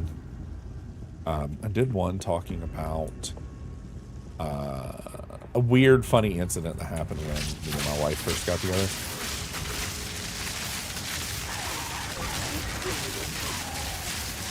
I will see fluid escape. Leafy, did you see that TikTok of mine talking about how a weird anecdote about me and my wife first getting together? About how I'm kind of blind. Oh my gosh, just... Okay, hold on. Let me get these minions down and I will give you your hydrate and your stretch. That's fine. That's fine. I think I posted it to... I might have... No, actually, I don't think I posted the wife post to YouTube. Now that I'm saying that out loud. Okay, let's do your hydrate and I'll tell the story real quick. Actually, I'm going to do the stretch first because my shoulders really need it. So, when me and my wife first got together, we're poly, and we decided to be poly before we even started dating. So let's just preference that, you know, what I'm about to say is not technically cheating. But I was leaving work one day, and I saw this lady walking towards me. She was kind of really far off, so I couldn't really see her face, couldn't see what she looked like. And she was of the curvier persuasion. Nice hips. Nice top. And I'm like, oh man, she's kind of attractive. So I keep walking, you know, trying, you know, paying attention to the lady as she's getting closer to me. And I realize, I'm like, wait, that's my attractive lady. It was my wife, my girlfriend at the time, but my now wife. I got really excited when it like told her. I was like, oh my gosh, I was like checking this girl out and it turned out to be you. And it's still a problem that happens to this day. I have this like band of distance where I can't really see very well, even with glasses. See up front really fine. I can see really far away really fine. But there's this like middle range where like I lose definition of stuff. Like I can see the shape of a person, but like I can't really tell their like facial stuff. I suck at baseball for the same reason, because as a baseball passes through that band, I lose it. It just disappears to my eyes. Like if it's far away, I can see it, but as it gets to that band where I can't really see it, just disappears. So that still happens to me, where I'll be walking and I'm like, ooh, it's my wife. Like, and just getting excited every single time because I was checking someone out and it turned out I was just checking out my wife again. I just didn't know it was my wife till I got close enough to see that it was my wife. That was the whole TikTok. It was just a short little anecdote because I'd been telling somebody else about it recently. And I don't know. I was like, you know what? Actually, this is a funny story. The reason why I bring all of that up, though, is like, I kind of want to do little anecdotes like that as TikToks and shorts, like stuff to post to YouTube and stuff to post to TikTok. Because their discoverability is just better, unfortunately. Like the amount of people that see my TikToks, like a lot of my TikToks sit at like 2,000 views or so for the good ones. And like the bad ones are still like 900 views. Like it's way better than Twitch. And I kind of want to use that as a avenue to try to get, I'd love to just hire a team to do it because I'm not as fast with editing as I would like. But obviously, I don't have the money for that, and I'm nowhere near big enough to warrant paying a team of people to make videos for me. It's never going to happen. But little anecdotes like that. Yeah, some IRL Vaughn lore. I share stories like that with y'all all the time. So I kind of want it to still be this is what you're, still have the like chaotic, all the stuff you clip, I feel like is still needed because, you know, even Ellie and them are just like, no, your streams are relatively chaotic. You're a chaotic person. And I'm just like, no, I's a good, it's very rational. It's very calm in here. We are not overly excited and crazy at all. Y'all are just making a big deal out of nothing. But yeah, there's a bunch of little stories like that. And I worry that, you know, to me, it seems like a really fun story to share. Is it? Like, to people outside of myself, IRL lore about little cutie stories like that, feel like it's gonna sell well? That's my plan anyway. It's just to share little things. I know at one point I do need to tell the thyroid story. I was telling it earlier in here, but I feel like I need to make like a proper video about it because it's kind of, you know, I've almost died so many times, but this is one of those times like I almost died to like the big C, right? So I feel like at one point I need to explain to not just the people that come in on the days I'm talking about it, to actually make a proper short and explain what happened with it. I don't see one of the rules that me and my, you know, because we're poly, right? Technically, I can be cheated on because what is cheating, right? There were some people talking in another chat last night about like how they got cheated on and how it's unfair and like I wouldn't understand because I'm poly and I can't be cheated on. And I'm like, technically, yeah. I mean, because what is cheating? What is the definition of cheating? And they're like, well, if like your significant other's talking to another girl or like, and I'm like, no, that's not cheating to me. That's not cheating by definition either. Cheating is breaking the rules, right? Doing something outside of the rules. So if you have a rule that allows you to date other people, when you're dating that other person, that's allowed, right? But say you have your partner and you both agreed that y'all were going to be vegan, and that partner broke it and decided to have a hamburger. Is that cheating? By my definition, yes. If it was a pre-agreed upon rule and y'all didn't talk about changing that rule, that's cheating, right?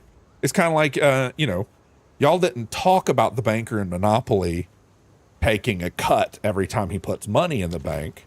But if he is, cheating, right? Because he went outside of the original prescribed rules. Poly is kind of like playing Monopoly. You are just using house rules. It might not be the rules that everybody else says exist or they should follow, but it's the rules that you play when you're playing Monopoly at your house, right? It's your house rules. You're not supposed to put money under free park. You're not supposed to do that. That's not part of the rules in Monopoly. But a lot of people do it because it's their house rules and it makes the game more pleasant for them. And that's really all that is. But the rule me and her have from the very beginning, before we even started dating, is two big things. One, no lying. No lying. And two, we talk about it. That's the two like big founding things with my relationship with my wife. And I know that sounds stupid and simple, right? Like, of course you shouldn't lie to each other, right? Or of course you should talk about it. But how often have you had a friend or somebody that you disagreed with, and instead of fixing the problem, y'all just decided not to talk about it? And then it festered, and then like 3 weeks later, it was still a problem because y'all didn't fix it at the time. Same thing with lying. Like, there's no reason for me to lie to you guys. There's no reason other than like, you know, I'm not going to tell you where I live, but that's par for the course, right? That's part of our house rules of streaming, right? You don't you don't dox yourself or other people. That's pre-agreed upon rules of streaming.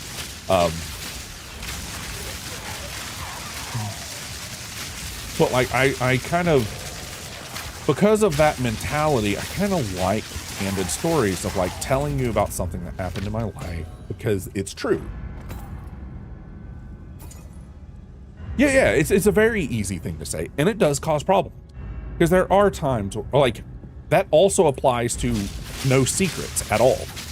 Like, if she gets me something for my birthday and I 100% insist on knowing what it is, she can ask me to let me keep it a secret. But if I insist that I need to know what it is, she has to tell me. Because again, no lies.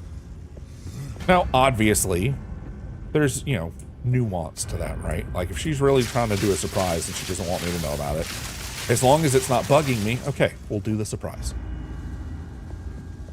But sometimes anxiety won't let me do that, like, and trying to hold yourself to, but it's a surprise for someone that has never had a good surprise in their life.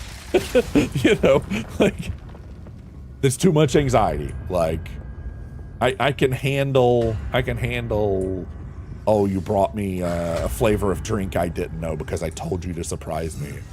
But not knowing I'm getting a drink because you're doing something random and you chuck it at me like a baseball, not okay. What is this fool Ooh. That's probably not good.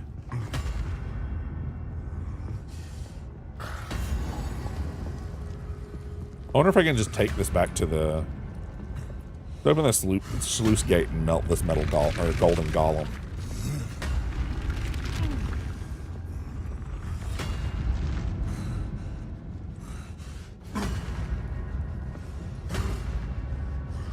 Well, hurry up, man. I wanted to see you break it.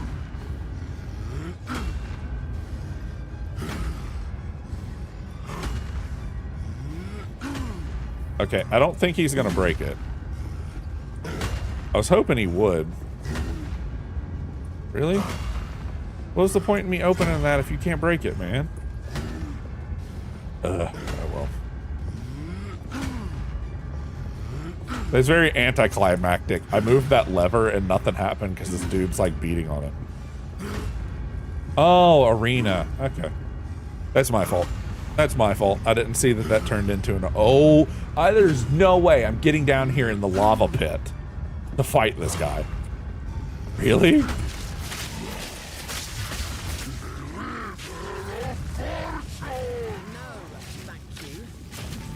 Oh no.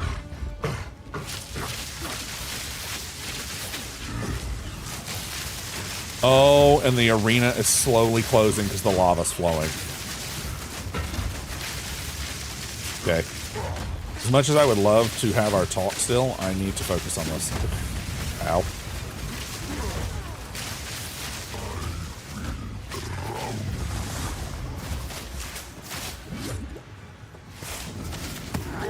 Oh, that move's broken again. Whoa, whoa, what are you doing, man? Excuse me. Whoa, whoa, hold up, hold up. No, no, no, no, no, no, no, don't do that. No, no, no, no, no, no, no, no. We don't do that. We do not kick lava at people in this house.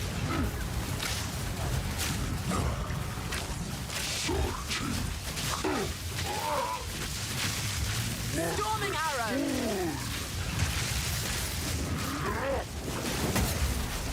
Oh man, even just one hit of his stuff hits so hard.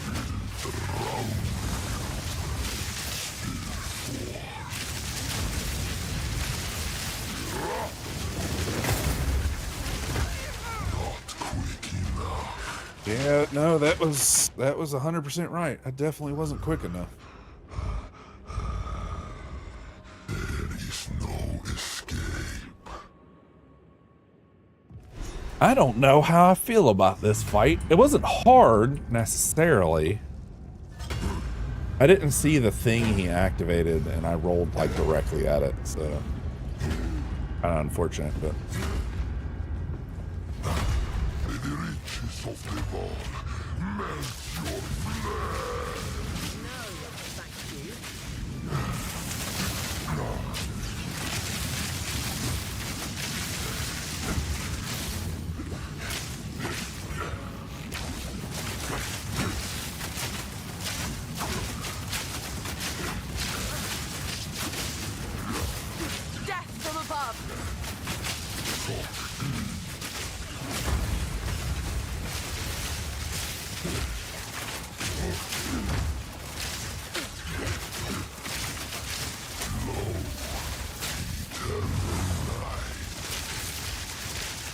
Okay, okay. Next phase.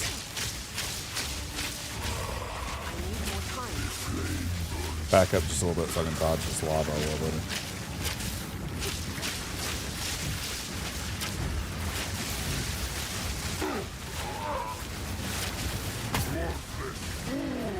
Oh my gosh, why did he get stunned back there? No! Ugh. Get out of the lava, man. Thank you.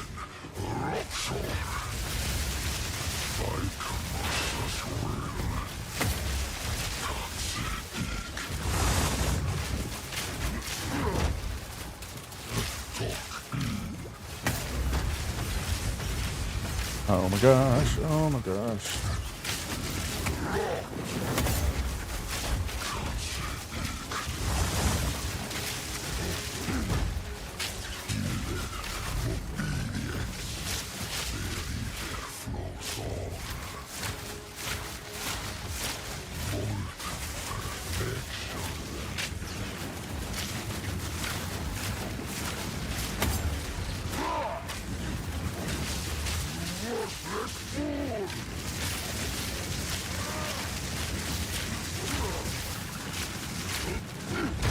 Oh man.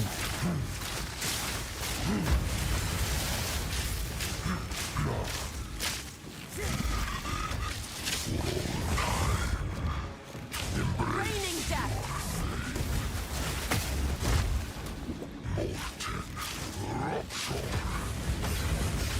Oh no.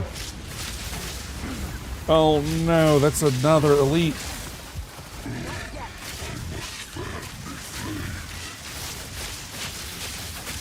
No. No, no, no, no, no, no, no, no, no. We don't need you doing that. No, we don't. I need you dead. There we go. Woo! All this heat, and I barely broke a sweat. Okay. Well, let's do this fight while we're at it. Oh, I can't go any farther back because the lava's in the way. Ah!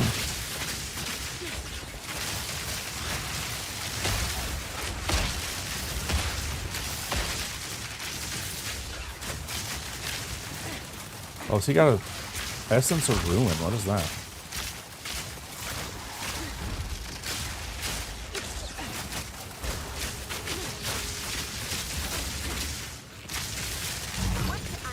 I don't know what that did, but okay. Essence of ruin. Oh, upgrade to normal magic item into 1 chaos modifier. Okay. Let's figure out what we're doing loot-wise real quick. That stupid hammer's a sideways thing.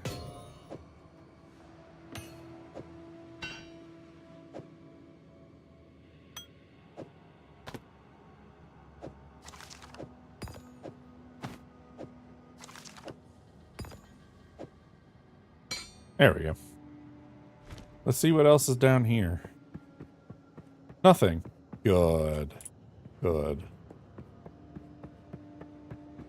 Am I just supposed to teleport back out from down here? This seems like a really badly planned boss fight.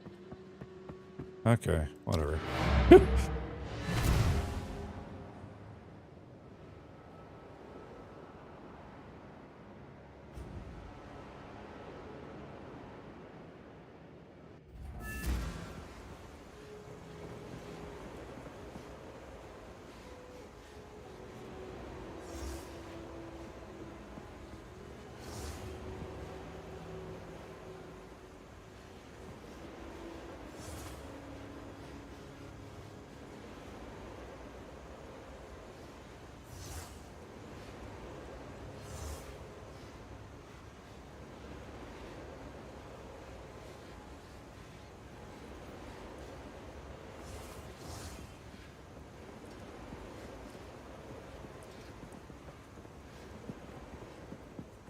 What have you learned?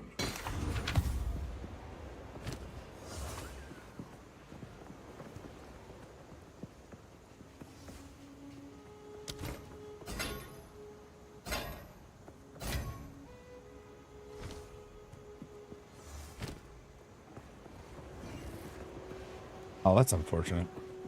Can I throw that in the stash? What happens with that? Oh, it goes here. Boo.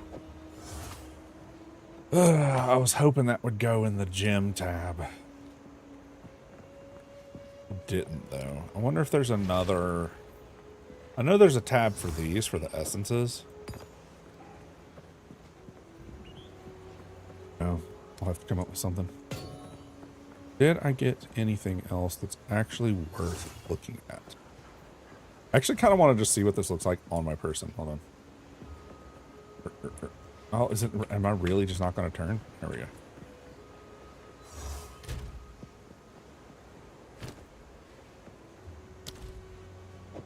That's beyond me at the moment. Oh, is it? Boo. Oh, they're both 83 int. Man, I just wanted to see what it looks like on my person. Oh, well. Oh, well. I think the rest of this I'm just... Ooh. Yes. And back shields. It's not amazing, so let's go ahead and sacrifice that to the salvage gods. It's a deal.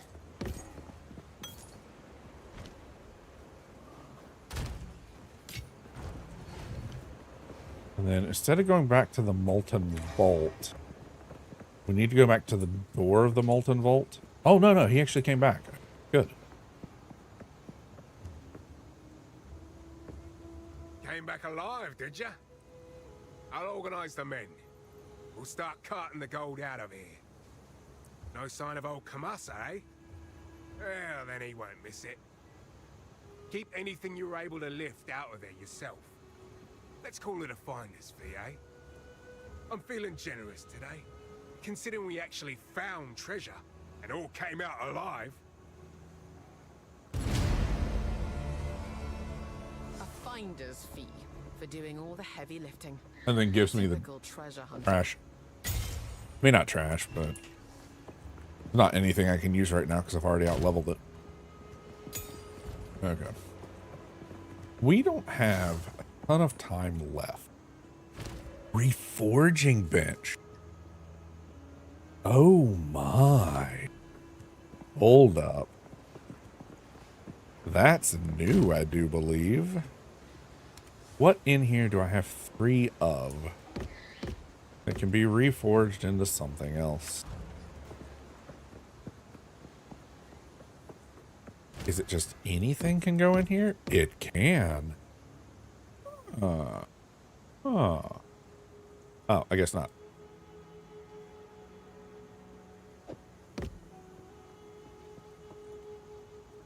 I was really hoping that would work. Why is it not working, I wonder? Do they have to be identical? Or just similar? I don't know. I don't think I have 3 of anything to throw in there. Oh gosh, did I leave that stuff in the reforging bench?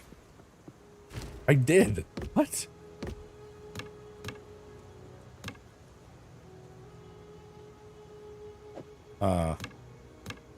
Well, apparently that's something for another time. We'll figure that out some other time.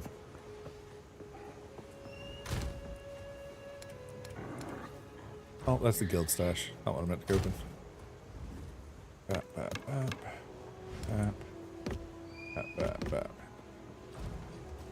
Okay. Just so I know where we're at, I'm going to go ahead and take us to the next area. And we have a bunch of stuff that has to happen after I get off. So I don't know. I think we're going to go here, and instead of doing anything, I'm just going to get here and we're going to log out. It's not super early, but... When we first came to this place, death alone was the king of all that we surveyed. Solemn his high and lonely throne. We had little and were starving, but this man-made mountain offered us nourishment. Eating the caps and stems brought us grand visions of a thriving world. It was a promise of things to be. This, then, will be our new home, until our promised land is made real. let's do.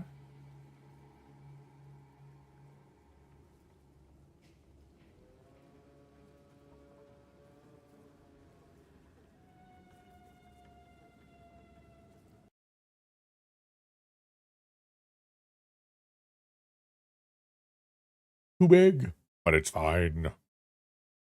Okay, so the screen. We are done for today. I need to rest. I have a bunch of appointments and stuff after stream, so I got to take care of that. I also need to eat because I had like a couple of figs, figs, dates. I had a couple of dates, not figs. I had a couple of dates for for a snack and like a Pop-Tart for breakfast. So I need actual food. I'm gonna go do that. We'll probably do. I might put it up to a poll again tomorrow and see if y'all would rather see Marvel Rivals or PoE or it. I don't know. We'll decide that tomorrow. That being said, Apri is trying to figure out the US by flying around on a map. So we're gonna raid her. And then I'm gonna go rest. If I can get the raid command to work. Wait. Why is Wampus? Let's go raid Wampus. Wampus is on during the day for some reason. So I think Wampus was doing ASMR, so heads up for that. We're gonna go say hi though.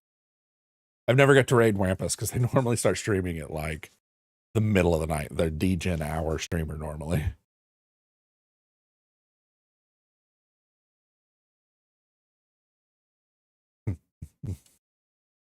That's done. Y'all have a good day. Bye. Bye-bye. Bye-bye.